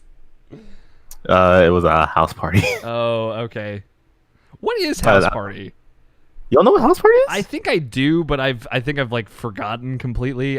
If it's what I think it is it the one that the Giant Bomb folks like, where you like get a secret role, or am I thinking of something else? And you have to like basically RP with other people in this space and figure out who's like the secret keeper or whatever. I thought House Party was like a sex game. Yes, that's what they Yeah, did. I'm thinking of another completely different game. This is why I was on board with Alex for this one. I was like, hold on, isn't House Party that one where one guy's the sniper and then the other guy has to pretend that he's doing shit at a party? Yeah. There's a game called Party Hard where you're at a party and stabbing people. No, not Party Hard. I know Party Hard. See, like, I'm just saying, who else would be willing to be out here and just be as wrong as I am? You know, just come out and be like, it's this game, right? And just describe a whole other game. Go ahead. What's House Party about now? So House Party is a game that's on PC only. It's basically you're role playing as a guy going to a house party, as the name entails, and like you talk to people and like basically just convince them to have sex with you eventually. That's how everything leads up to. I feel like I've seen this plot somewhere before. Yeah. Oh. Where have I heard this one? I Like, mean, I've been to a party before. the funny thing about playing House Party is I mean, like the only reason I got it is because like Game Grumps played it a lot, and like it generally makes me laugh. It's a very funny game. There's like the dialogue and stuff like that, like "How's it going, dude?" is from that game. You know, it's generally funny, and like they're actually in the game. Game Grumps are in the game, so like I just wanted to play it just to see that, and like play it for myself to see it. Like I wanted to support it because like it's actually a cool game for what it is. The problem with it is I'm finding out because like I'm playing as myself while I play that game. It's like it echoes too much of my real life because like the pretty much advancing that game in a real way. Like if you want to sleep with everybody, you have to be somewhat of a douchebag or a dickhead or whatever you have to be.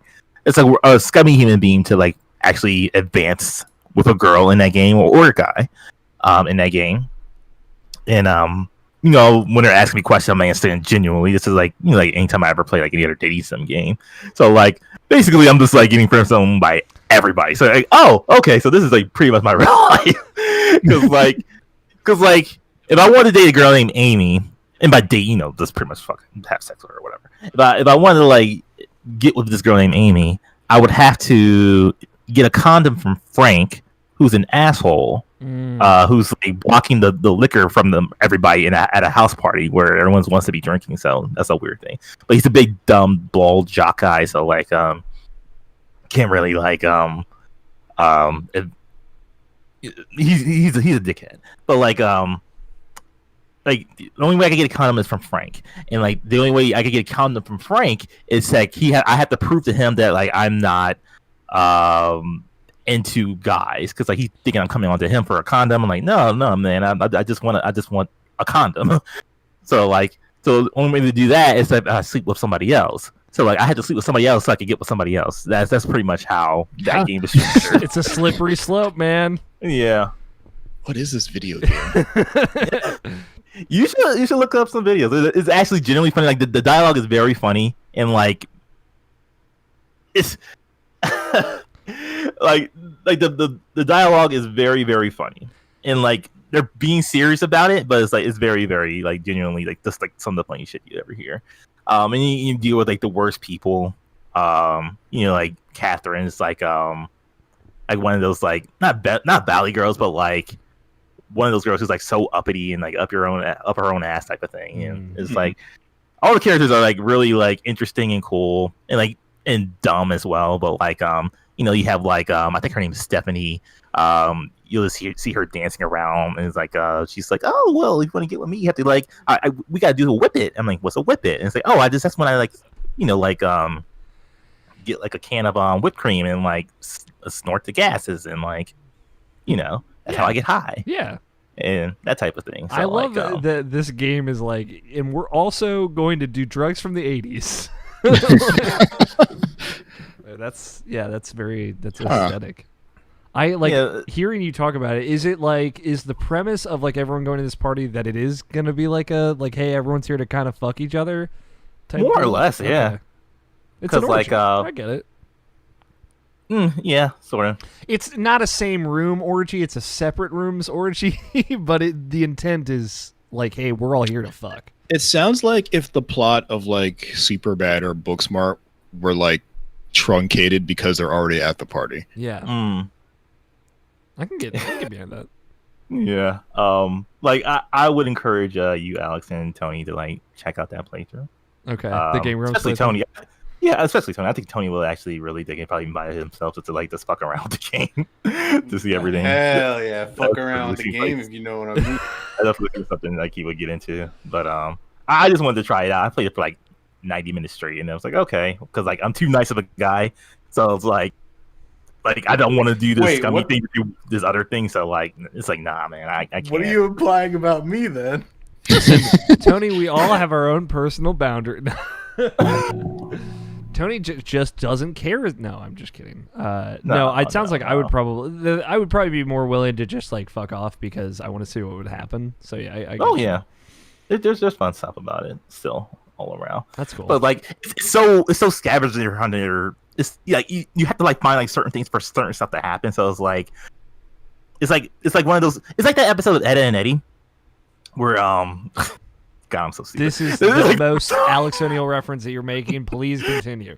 It's like that episode of Edda and Eddie where like they wanted a chicken for themselves, but in order to get a chicken, they went to raw. He says like, no, you can't get it because like you need an egg. I'll give you an egg. I'll give you a chicken. And so like he says like, oh well, I need this thing from like Kevin. So you go to Kevin. And he's like, no, if I'm gonna give you this, I need you to do this for me. And then you have to go to Jimmy and like it's all this stuff. It's a Legend of Zelda trade quest. You know, we've all been through. Yeah. We all got the Bigoron sword. You know, you got to deliver the eye drops in less than 2 minutes. We all been there. You know, Stephanie needs eye drops if you're gonna have sex with her. So I get it. Duh. Duh. Pretty much, yeah. Yeah. That sounds like a fun time. Like as long as it gets the tone right, it sounds like it could be. Oh, it definitely gets the tone right. It's like you don't take it seriously at all. But I take it seriously because I'm a dumb human being. But like that's just me. But like, yeah. Like honestly, Tony, I think you would really enjoy that game a lot. House Party. Check it out. Oh well.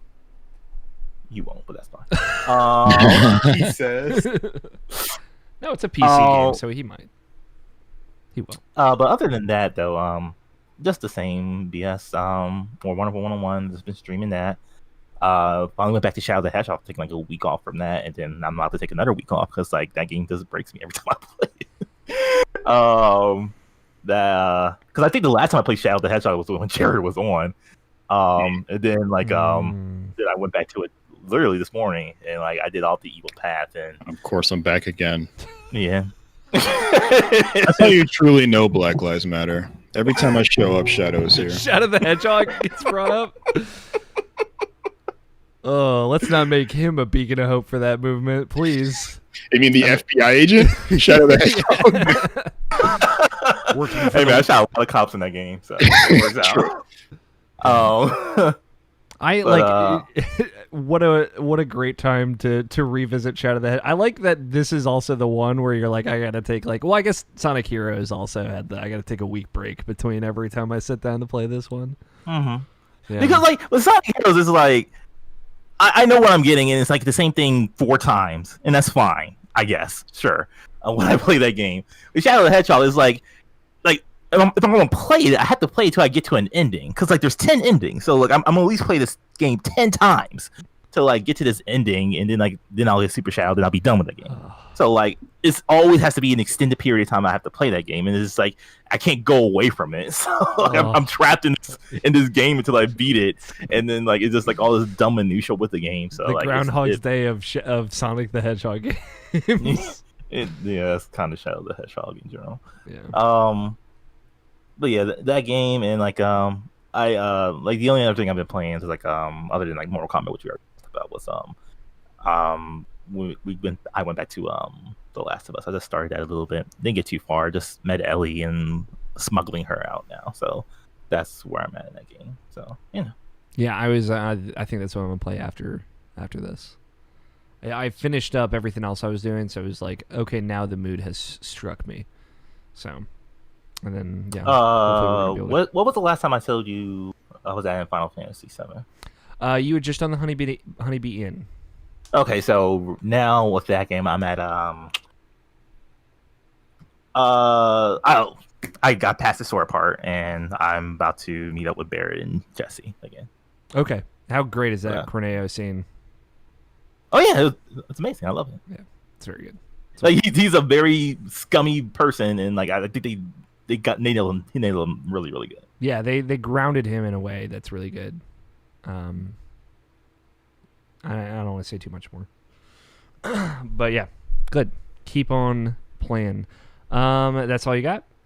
That's pretty much it. Okay. I played some video games. Everybody's talking about this hot new Destiny thing going on the internets.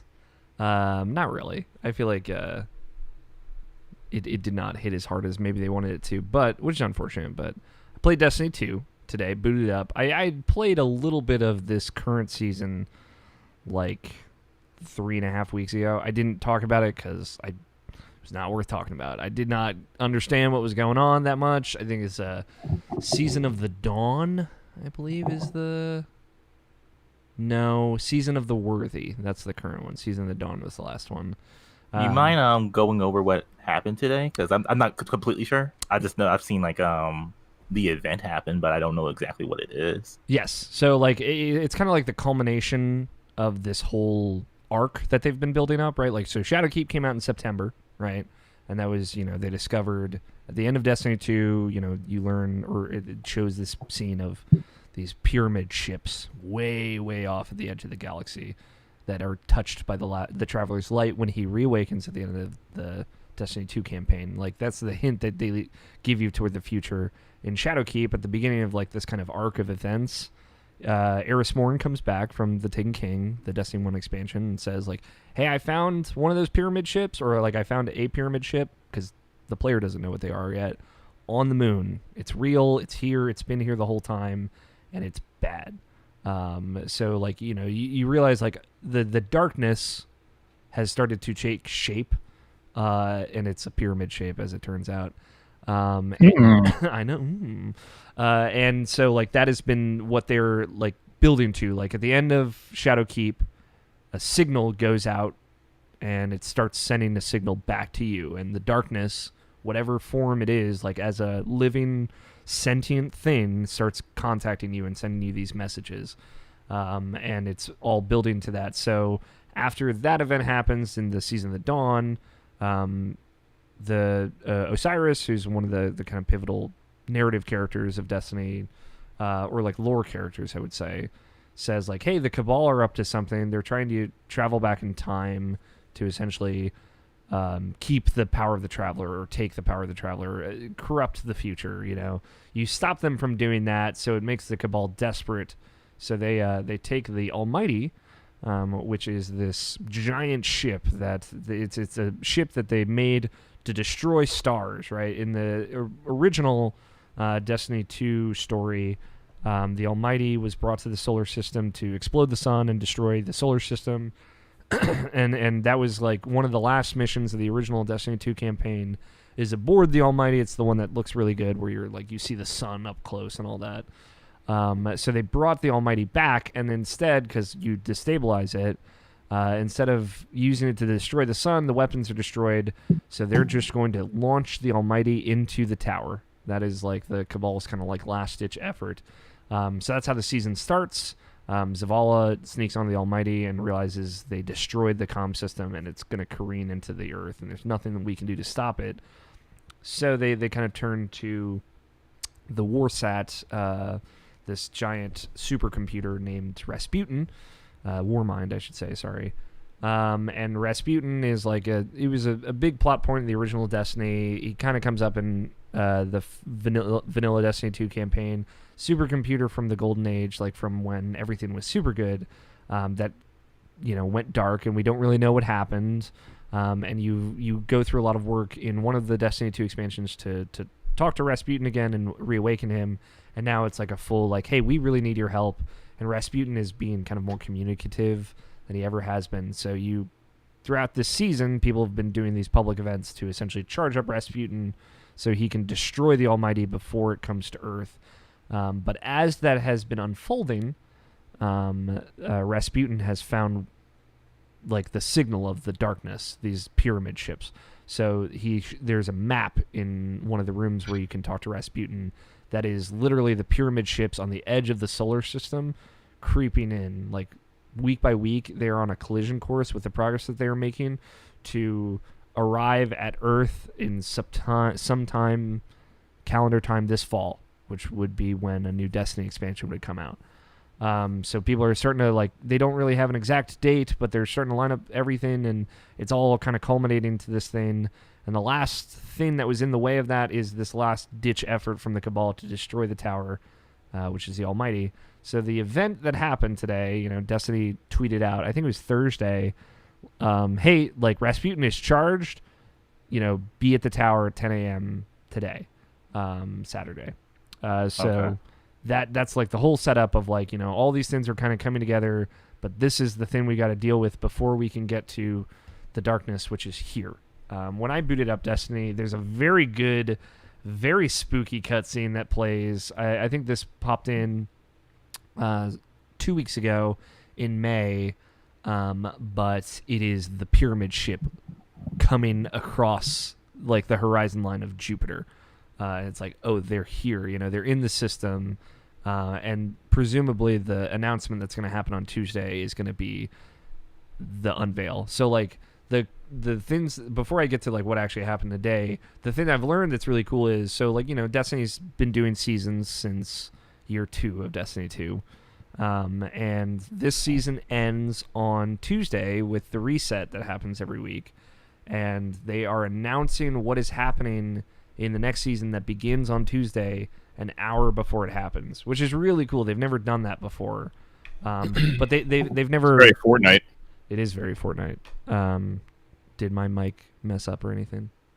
No. Nope. Cool. My USB thing got bumped, so I just want to make sure.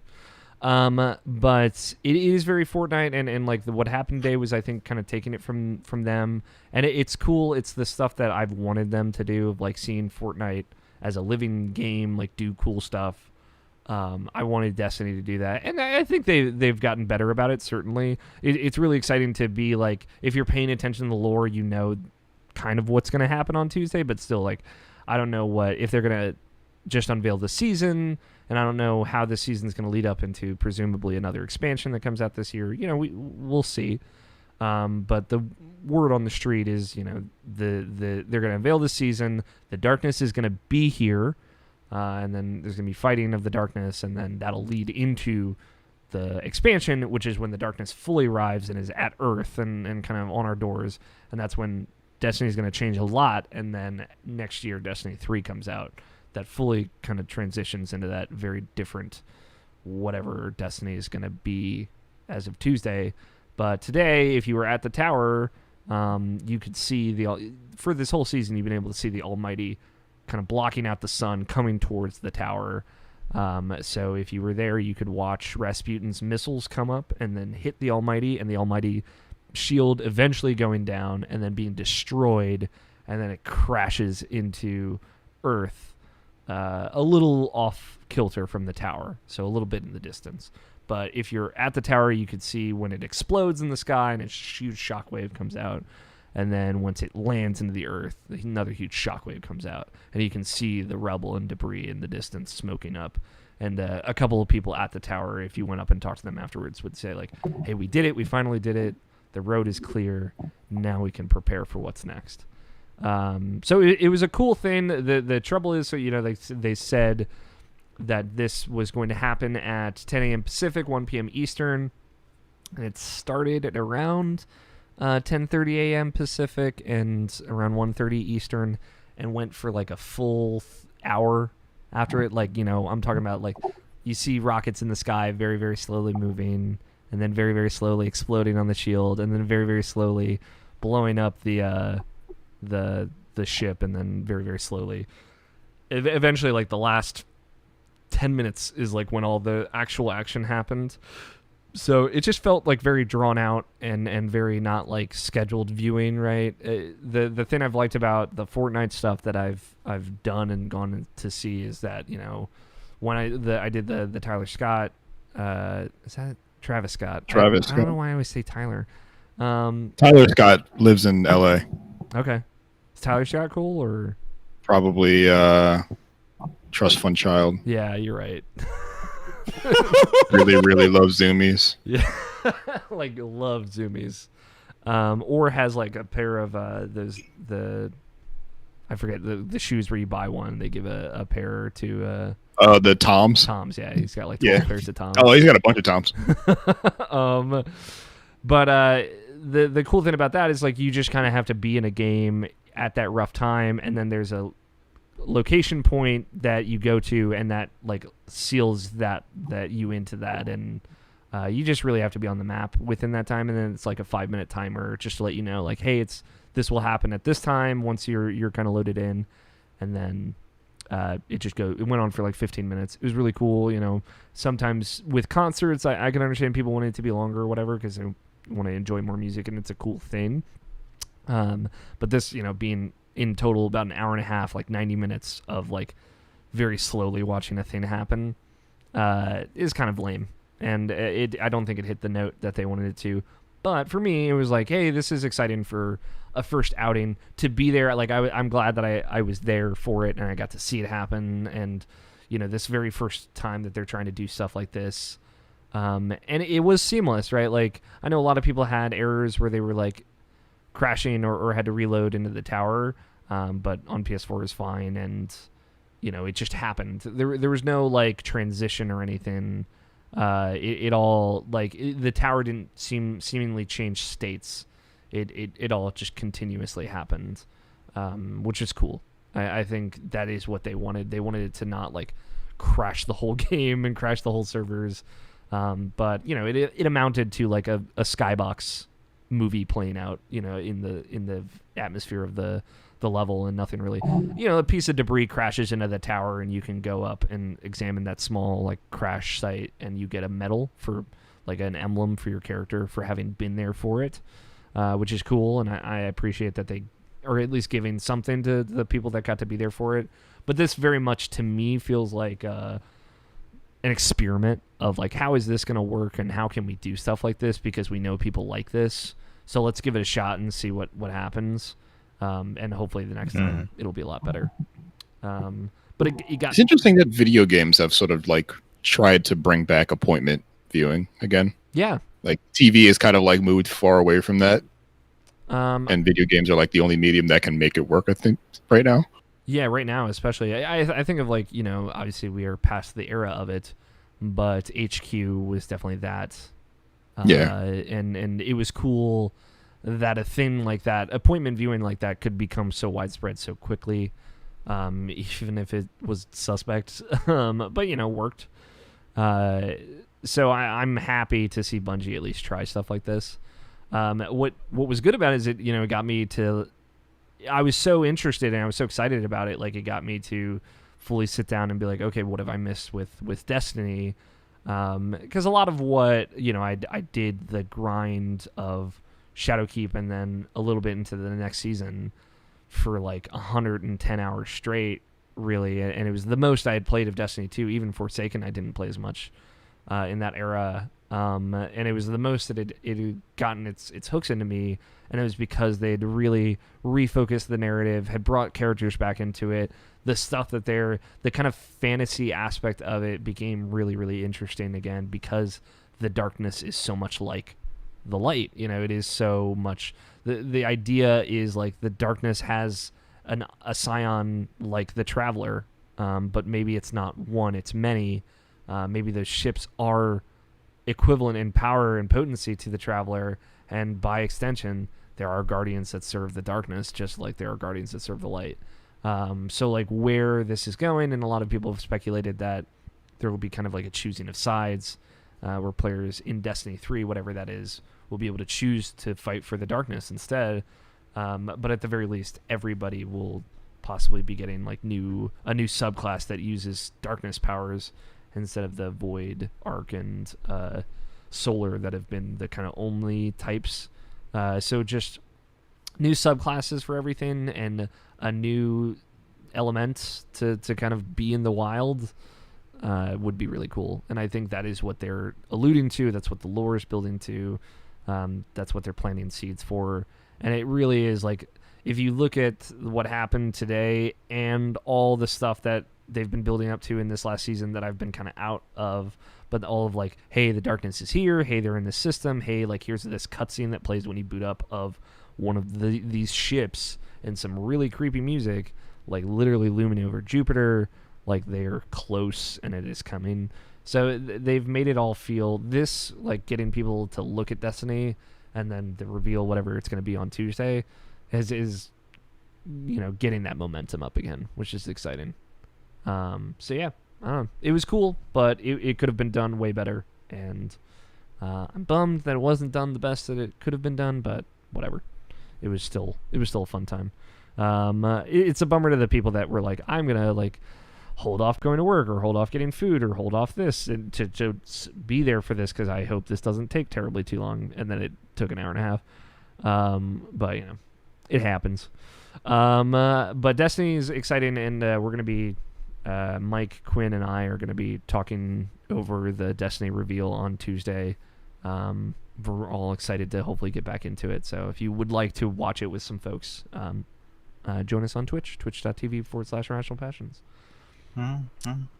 It's exciting. It's cool for like me, just because every time like that big expansion is announced, like that is when I'm like the most excited about Destiny. That's when I'm gonna play the most.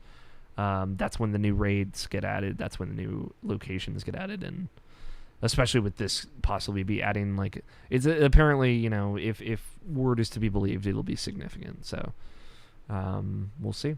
We'll obviously be talking about it next week. So and again, the new season starts on Tuesday, so I will already be playing some of this new stuff by the time we're talking about it next week, which is really cool.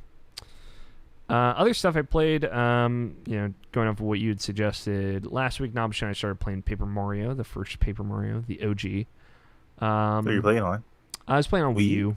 Okay. The virtual console. It's weird going back to that game. And then, I played a little bit of Bug Fables this week, not a lot. A little bit of Thousand Year Door and a little bit of Paper Mario. Just kind of like revisiting those things, not necessarily committing myself to a full playthrough of all of them quite yet. But yeah, their first Paper Mario is very good.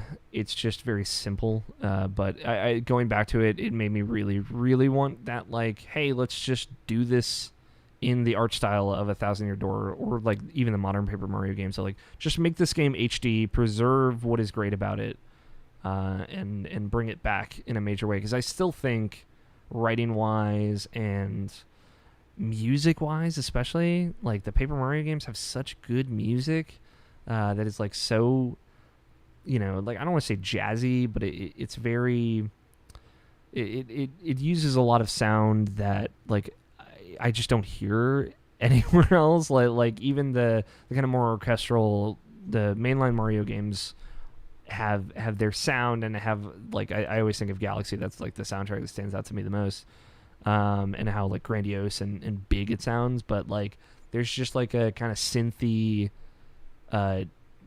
like almost cyberpunk-esque sound to Paper Mario games. Not like the grimness of it, but like it's very poppy synths, and it's so unlike anything else out there.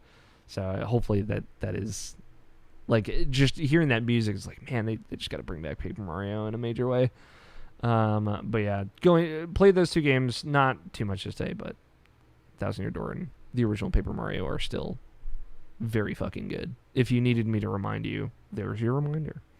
But the big thing this week that I said I was going to do after I finished all the Kingdom Hearts games, which I finished all the Kingdom Hearts games again, was I wanted to replay through Final Fantasy VII Remake. And I did. I didn't think I would like finish In it. its entirety? Yeah, all of it.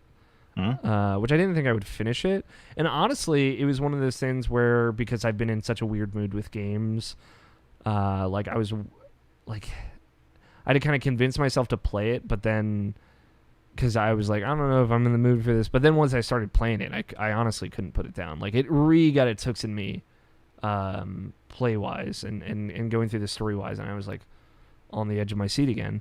I enjoyed it a lot more this time than I did the first time, which isn't to say I didn't enjoy it the first time. You know, in a similar way to Persona 5 Royal, I enjoyed it a lot more the second time. But that, you know, I adored it the first time. But it's, you know, I as soon as I restarted it, I think it was like Sunday, I texted Jarrett. I was like, we still have not talked about this. And we don't necessarily have to get into it here again because I don't want to spoil anything for Nobishin, but it was good to, like, I had your kind of how you felt about it in mind when I was going back through it, and it's especially kind of referencing that back when I got to the ending again. And yeah, I liked it a lot more. And it was like a part of what I wanted to do with this second playthrough was like, let's just try and kind of contextualize this as its own thing versus a remake of 7, like its own kind of game. Because, you know, that's what it's trying to do. And that's, I think, easier for me on a second look at anything. And you know, like, all the writing is still like, either you like some of that awkwardness or you don't. I think the really awkward scenes that happen in all JRPGs, especially all Square Enix games, really stood out to me. Just like when I was replaying through Kingdom Hearts, the really awkward scenes really stood out to me again. And I'm trying to get better because, you know, obviously I have a very low bar for voice acting. I know this about myself, and, you know, I love it about myself. I like being able to enjoy dubs of things. But, you know, being able to appreciate like a moment where, like, it goes dead silent and Barrett's like, what? like quiet for like a long gap, and then like a really out of nowhere exclamation, and then another long gap, and then a response, you know, like stuff like that is, you know, oh, okay. Yeah, okay. Barrett just stares like incredulously for 5 whole seconds in silence. Totally, that happens multiple times. And it's not just Barrett, you know, to be clear, it is many characters. But it is, yeah, it's a whole lot sometimes, but which, you know, like, I only bring that up because playing through it, that was one of the things that Mike Burgess brought up a lot of, like, I think the voice acting is not that great. And I think it's very good. Obviously, my standards are different than everyone else. But I also came to appreciate those weird moments, the moments where I think it really is excellent. Like, you know, a lot of people have quoted this, especially right now, but Baird has like such a great he has many great monologues, I think, that I genuinely really like. But he's got a great one of in the Shinra elevator in the Shinra building. And just, yeah, you might have seen that already, Nabishin. Yeah. It's just like, you know, there are moments where like especially like going back to the Honeybee Inn, like, I think that's an easy one of, I was so worried that they were just going to say one thing that made it like not cool, you know, but they really didn't. Like, they really, you know, like Andrea Rodea is like, you know, gender is a thing that goes like beauty is a thing that goes beyond gender. So be you. And it's just like so empowering, you know, like so many good moments. So I think a lot of those things, like how it elevated the content, stood out to me a lot more. And the combat system this time around, like the familiarity with it and knowing where all the characters were going, and and how I wanted to spec them more helped a lot. But I found, like as an example, like a thing that I think is probably not uncommon, but anytime like your summon is kind of like your last, is almost like a last resort for me. Like it is a get out of jail free card in that game of like, I'm going to summon in a 4th ally on the field that is also extremely powerful that anyone can command. Sorry to interrupt. Are you playing on hard? I was just asking. So I did play a couple of chapters on hard. Okay. We'll get there, I promise. Sure. But like I found the summon are, like, hey, I'm in a bad spot, or like I just need to do a lot of damage really quickly, and I like barely used them on the second playthrough, which was cool. As in like I just didn't have to resort to any kind of get out of jail free thing. I realized like I was just tearing through enemies in a more precise way, and knowing how, like, especially because I play Tifa almost exclusively, just like her chi trap, which is one of the abilities she kind of gets late in the game.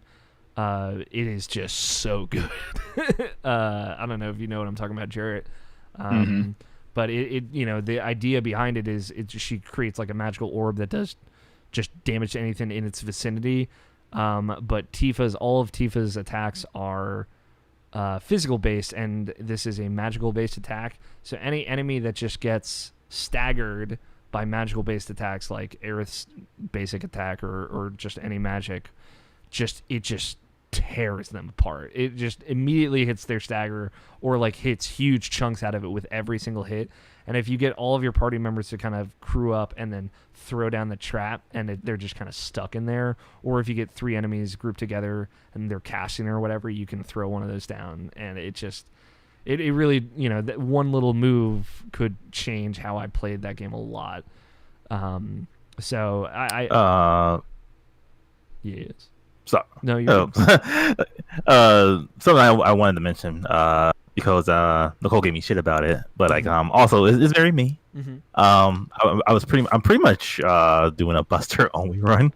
When I play Final Fantasy VII, so like because like it was just this last playthrough I did, like I realized that like the more you use the new equipment that you have, that you actually get that ability. You don't have to like actually have the equipment to get that ability. So okay. So I'm missing like a whole bunch of shit with Cloud, but like I was like, whatever, I'm fine.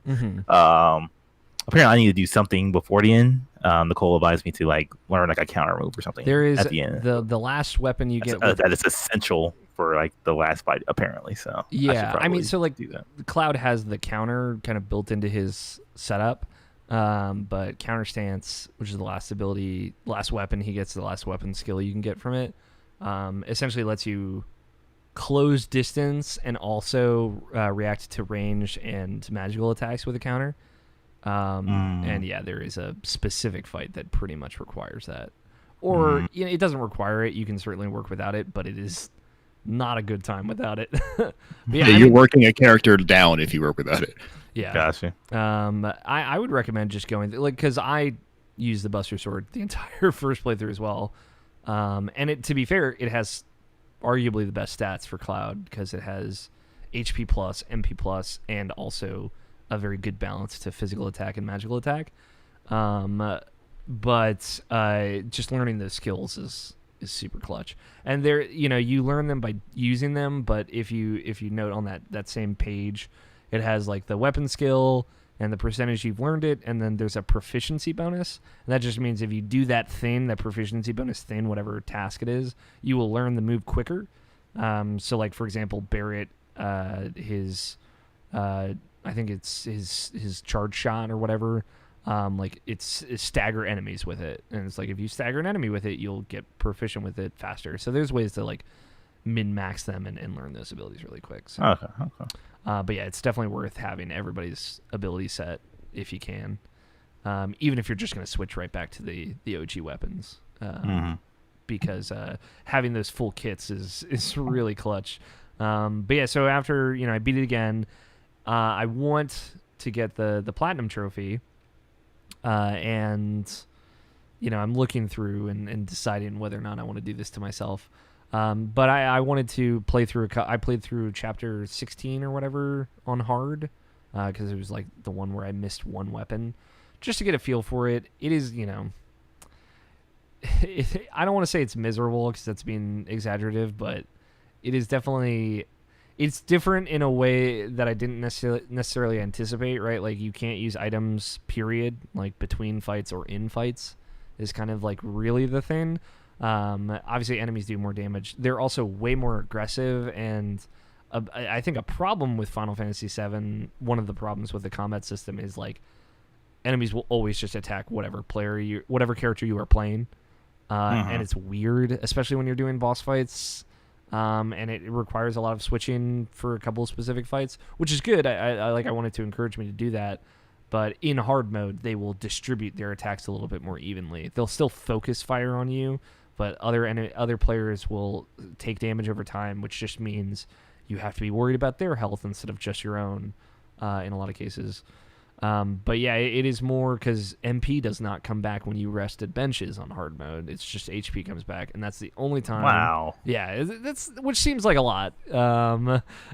So it is really like you go into a chapter, and like there are specific things that you can do that will restore. Like like you get the status as HP MP fully restored. So there are specific things you can do in given chapters, and it's about resource management instead of really being about like the actual challenge of it. Certainly it's a lot harder, but it's more about like how do I have enough MP by the end of this that like I'll still be able to heal if I need to heal.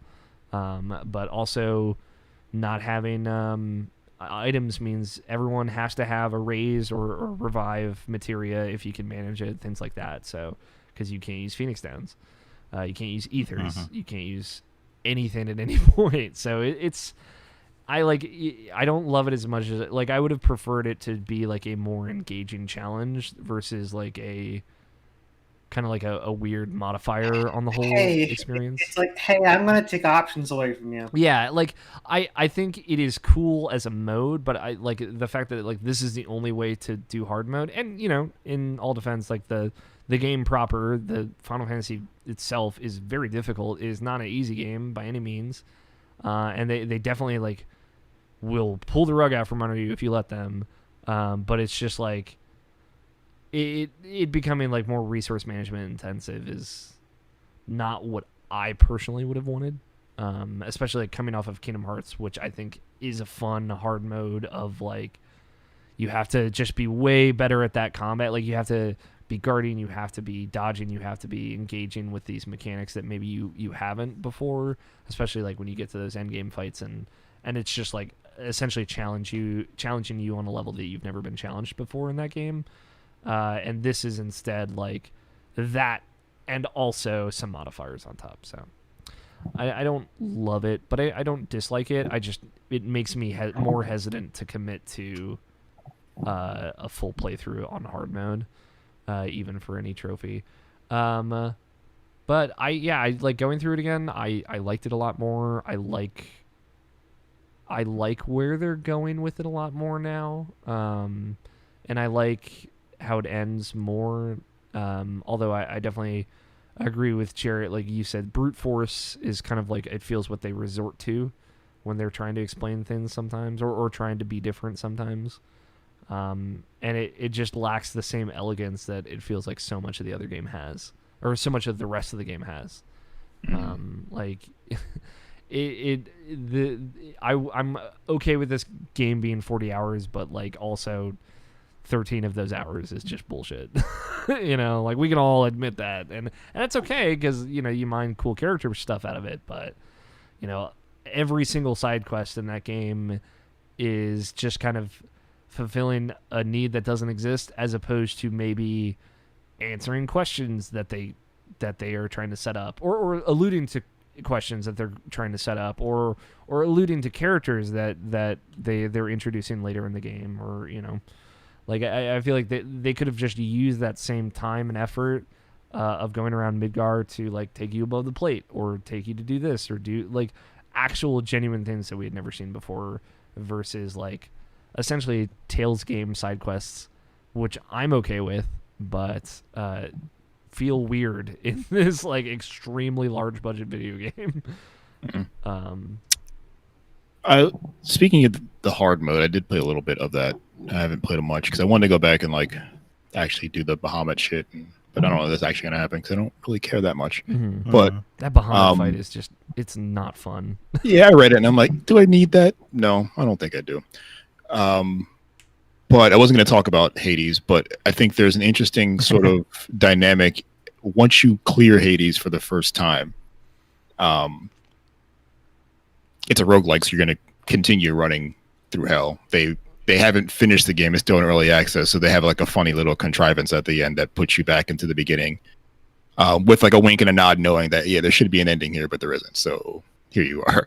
But once you leave again, you sign what's called the Pact of Punishment, which is like your father saying, "All right, if you're going to keep doing this, you're going to have to pay because I can't just keep letting you do this for free." But what it is like a list of sort of difficulty modifiers that you have to pay a point in what's called heat.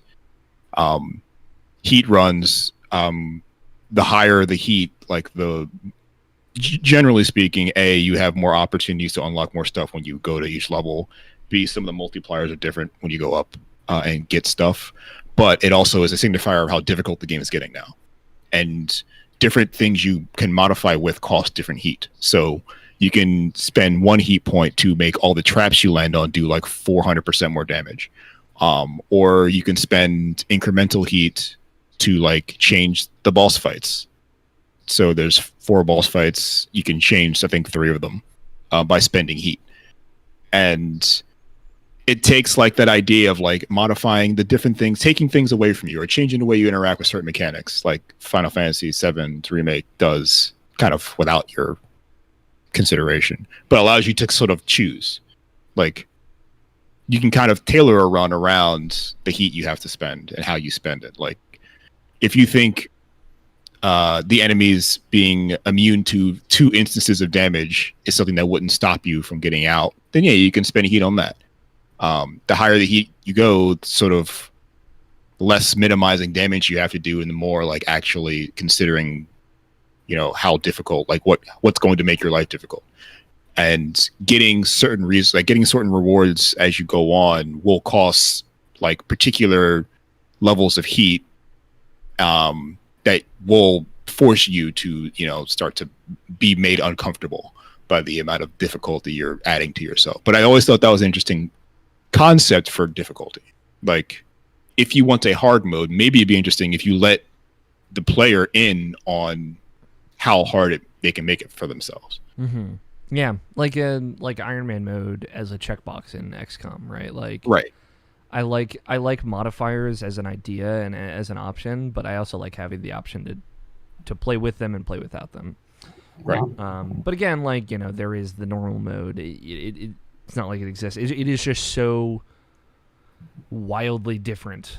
Nothing in normal mode prepares you for the fact that you can never use items in hard mode, right? Like nothing helps you get better at that, I guess. But you can only access hard mode on a file that has been completed, so you can only play through hard mode with essentially the perks of New Game Plus, of like having all your weapons, all your skills, all your materia.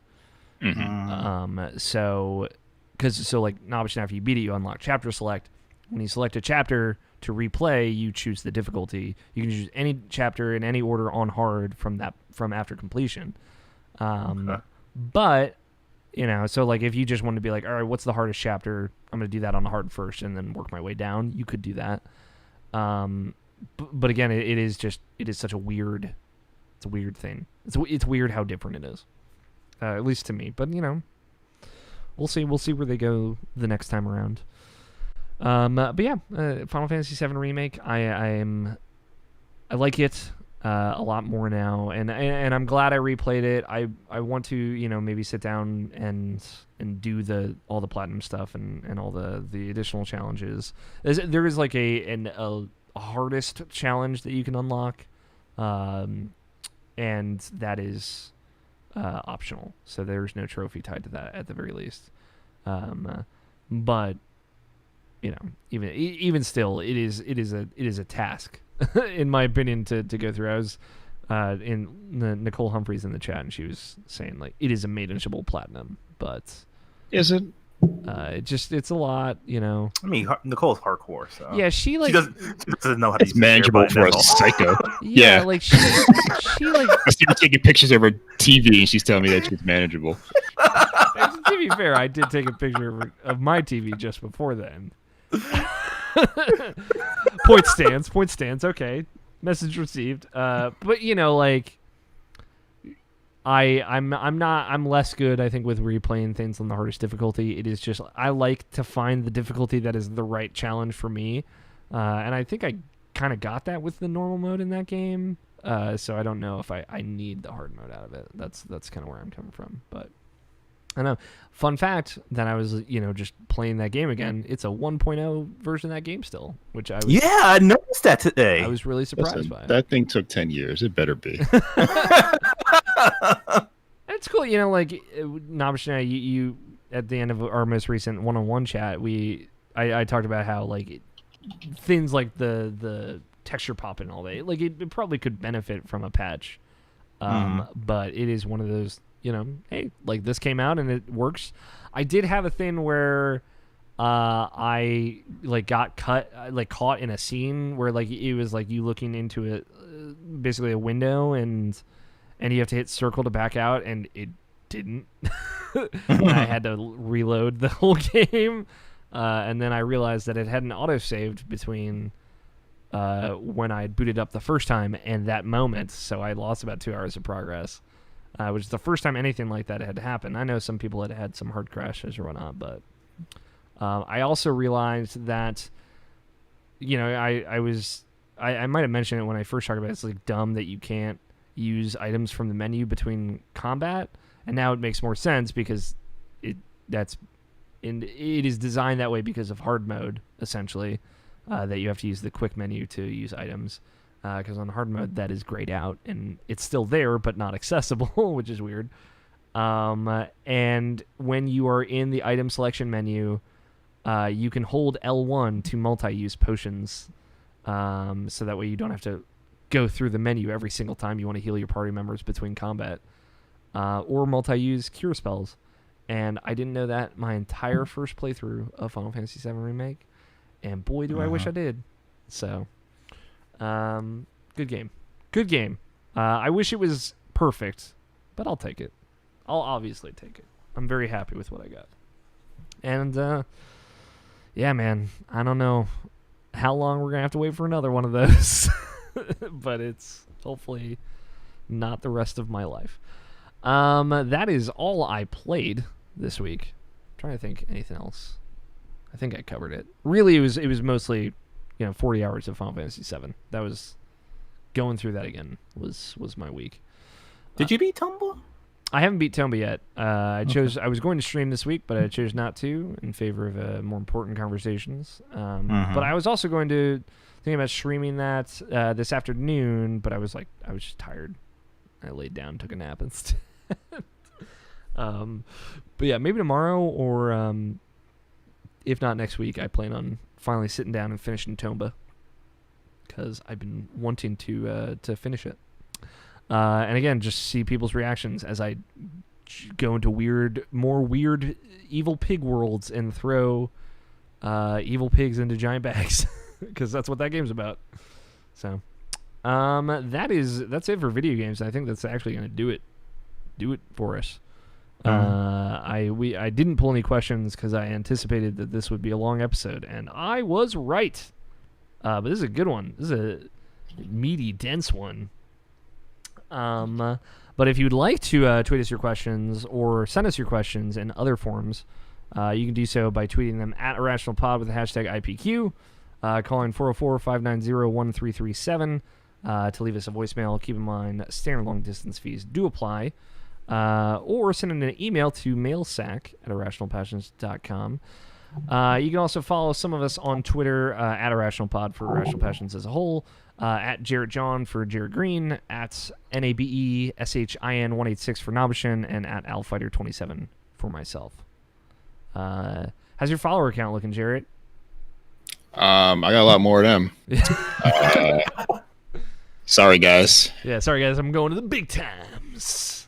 I'm sure most of them will regret it soon. Oh yeah.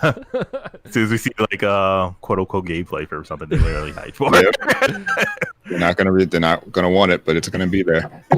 People don't understand the truth of no gameplay, no hype, but they need to hear it. Okay. You're gonna be excited for like Bloodborne 2, and I'm gonna be like, that's a 10-second video that shows no gameplay. Sorry, folks. Sorry, folks. You ain't getting nothing from me. Nope. No. I respect the Jared has one of the best Twitters out there, in my opinion. So if you are not following at Jared John, you should be. You can also check out all of our video and streams. Twitch, YouTube. Just look for Irrational Passions. And if you like the show, rate and review us wherever you're listening. I would very much appreciate, whether it be Apple Podcasts or Spotify or whatevers. And check out irrationalpassions.com for everything else we do. We got a lot of stuff coming up. We got a new Nintendo Land podcast coming up, talking about Paper Mario, and also talking about Xenoblade. And I'm trying to think of Scott White just launched. He's got a new type of podcast he's going to be doing the first of every month on RPG University's podcast feed, where he's going to kind of go through the RPGs coming out. In addition to the every other Thursday episode. And he's also got a live component of RPG University now, which is awesome, which is going to be on Twitch Thursday nights that those release. And Nobshin and I are probably going to be sitting down talking about The Last of Us soon. So that's going to be on IP Presents. Upon my request, this is, I think, going to be my first topic. Maybe not. I feel like I might have done... No, mine was the bet. Yeah, bets, like but predictions for predictions. 2020. Mm-hmm. Which, boy, we nailed it, dude. Can't believe it. 5 for 5 on both accounts. But yeah, look for that. Go check out those other audio feeds. I would very much appreciate it. We've reached the end of the show, and boy, is it time for bets.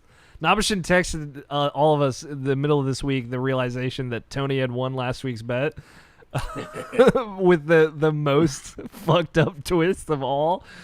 But we'll get there in a little bit. This week's bet, I don't have a bet prepared. I did text you, Nabashin. I don't know if you have a bet prepared, but if not... No, I didn't actually. I was just repeat the bet, I guess. I was also in the camp of repeat the bet. Because I think that will probably happen this week. So for point of reference, last week's bet, how many new games, never before seen games, will we see at the PlayStation 5 whatever unveiling conference? I get it now, because that didn't happen. Yeah, so that was going to be last Thursday. You know, all these things were going to happen. And you know, obviously that was pushed back for a good reason.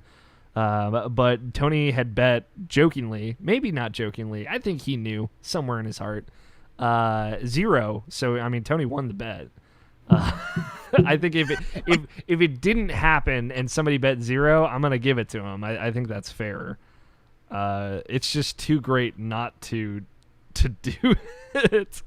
But I also am in favor of, okay, this is probably going to happen this week. I think it's still. I'm curious. What will be unveiled. So I'd be in favor of doing the bet again. So is it delayed or canceled? Delayed. No. It's a confirmed 0 when it's canceled. Oh, because it's like, yeah. No. Give me my goddamn point. No. This is like doing that E3 bet, but when you say when Final Fantasy is revealed, well, and then you expect it to happen at the fucking, what is it? The Square Enix thing, and you call the bet, but it actually happens at the Sony one after the fact. Hear me out. No. Do it for the dreamers. Do it for the dreamers. Listen to the verbiage of the bet, because I think it is built to protect Tony in this instance. How many new never before seen games will we see in PlayStation's conference on Thursday?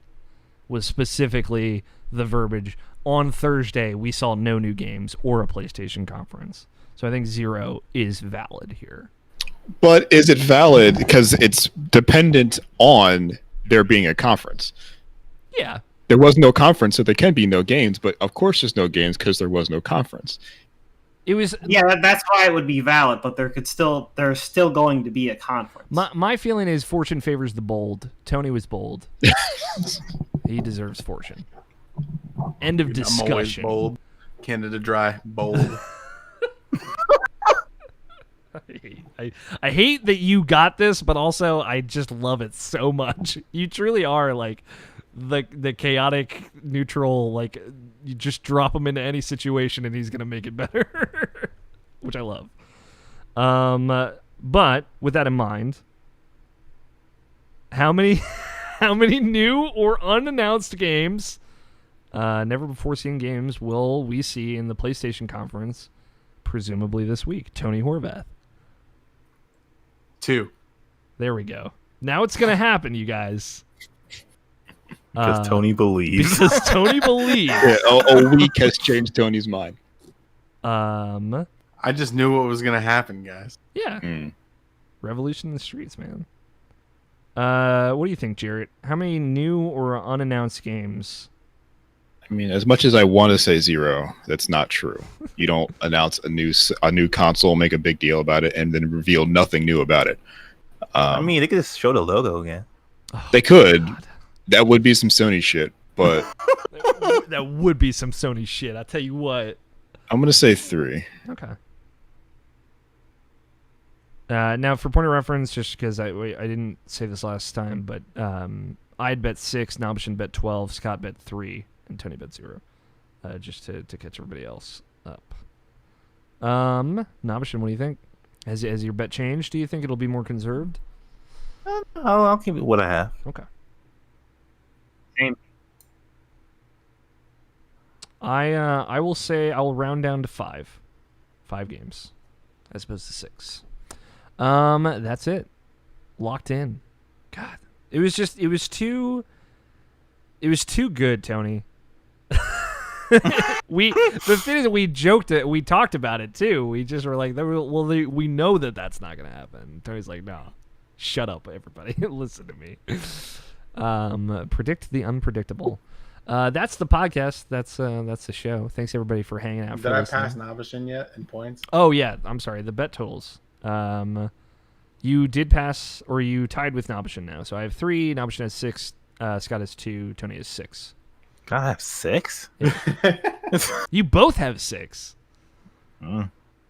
Can be Scott and I fucking fighting for scraps down here, man.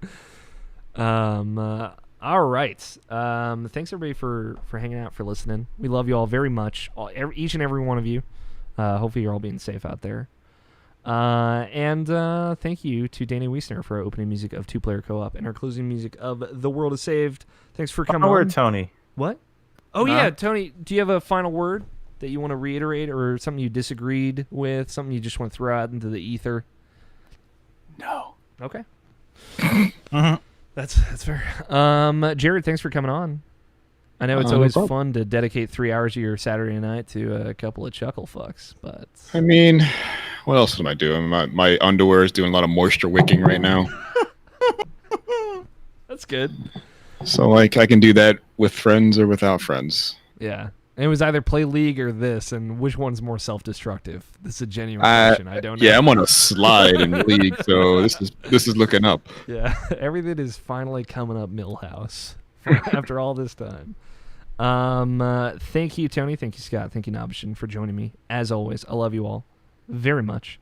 And thanks again to everybody listening out there. And thanks to the folks that tuned in live. We very much appreciate it. We'll be back next week with more video games, more whatever. But until then, play your games, stay rational. We will talk to you all next week. Titles? We just got to close out. See you later. Yeah, no titles. Shut it down. For once. We got clearly you're not going to betray me, right? I don't care if it's intentional. I don't want to play it anymore. Hit Blunt's mechanic. Currency, and use the share button, you monster. I got multiple tweets about this fucking picture I took while we were recording this podcast. Hey, dude, you remember when you took a picture of your console and it was on your carpet? Oh my god. Oh my god. Don't even get me. You know it doesn't get any air that way, right? Yeah, Yeah, I dude. heard. I heard. Imagine taking a picture of your console and it's on the ground and complaining about it overheating. Yeah. Who'd have thought? You know, we got to live with our mistakes. Everybody makes them. Some people take pictures of them. And to be fair, it's not like it was there the whole time. I don't have to defend myself with this shit again. I would You want to relitigate this from 10 years ago or whatever? pull a fucking thing out from behind a TV to record a video, and I gotta fucking hear it until the end of my goddamn life. Anyway, titles. What do you like, Jarrett?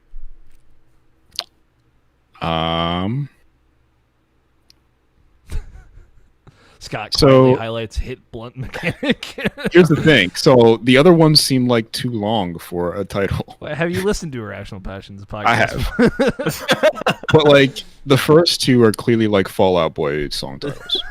Right? That's a lot of our podcasts, just so you know. I feel like Hit's blunt mechanic is like it's short, a concise title that really means nothing, but does it? Maybe I should listen to the episode and learn more.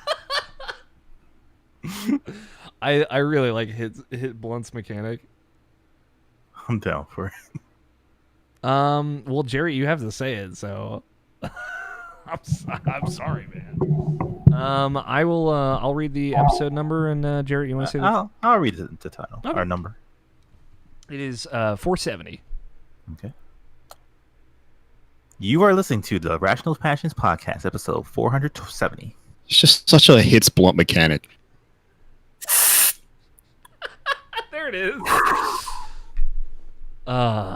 Shut it down. Shut down the internet after this one. Thank you, everybody, so much for watching. We love you all. Have a very good night.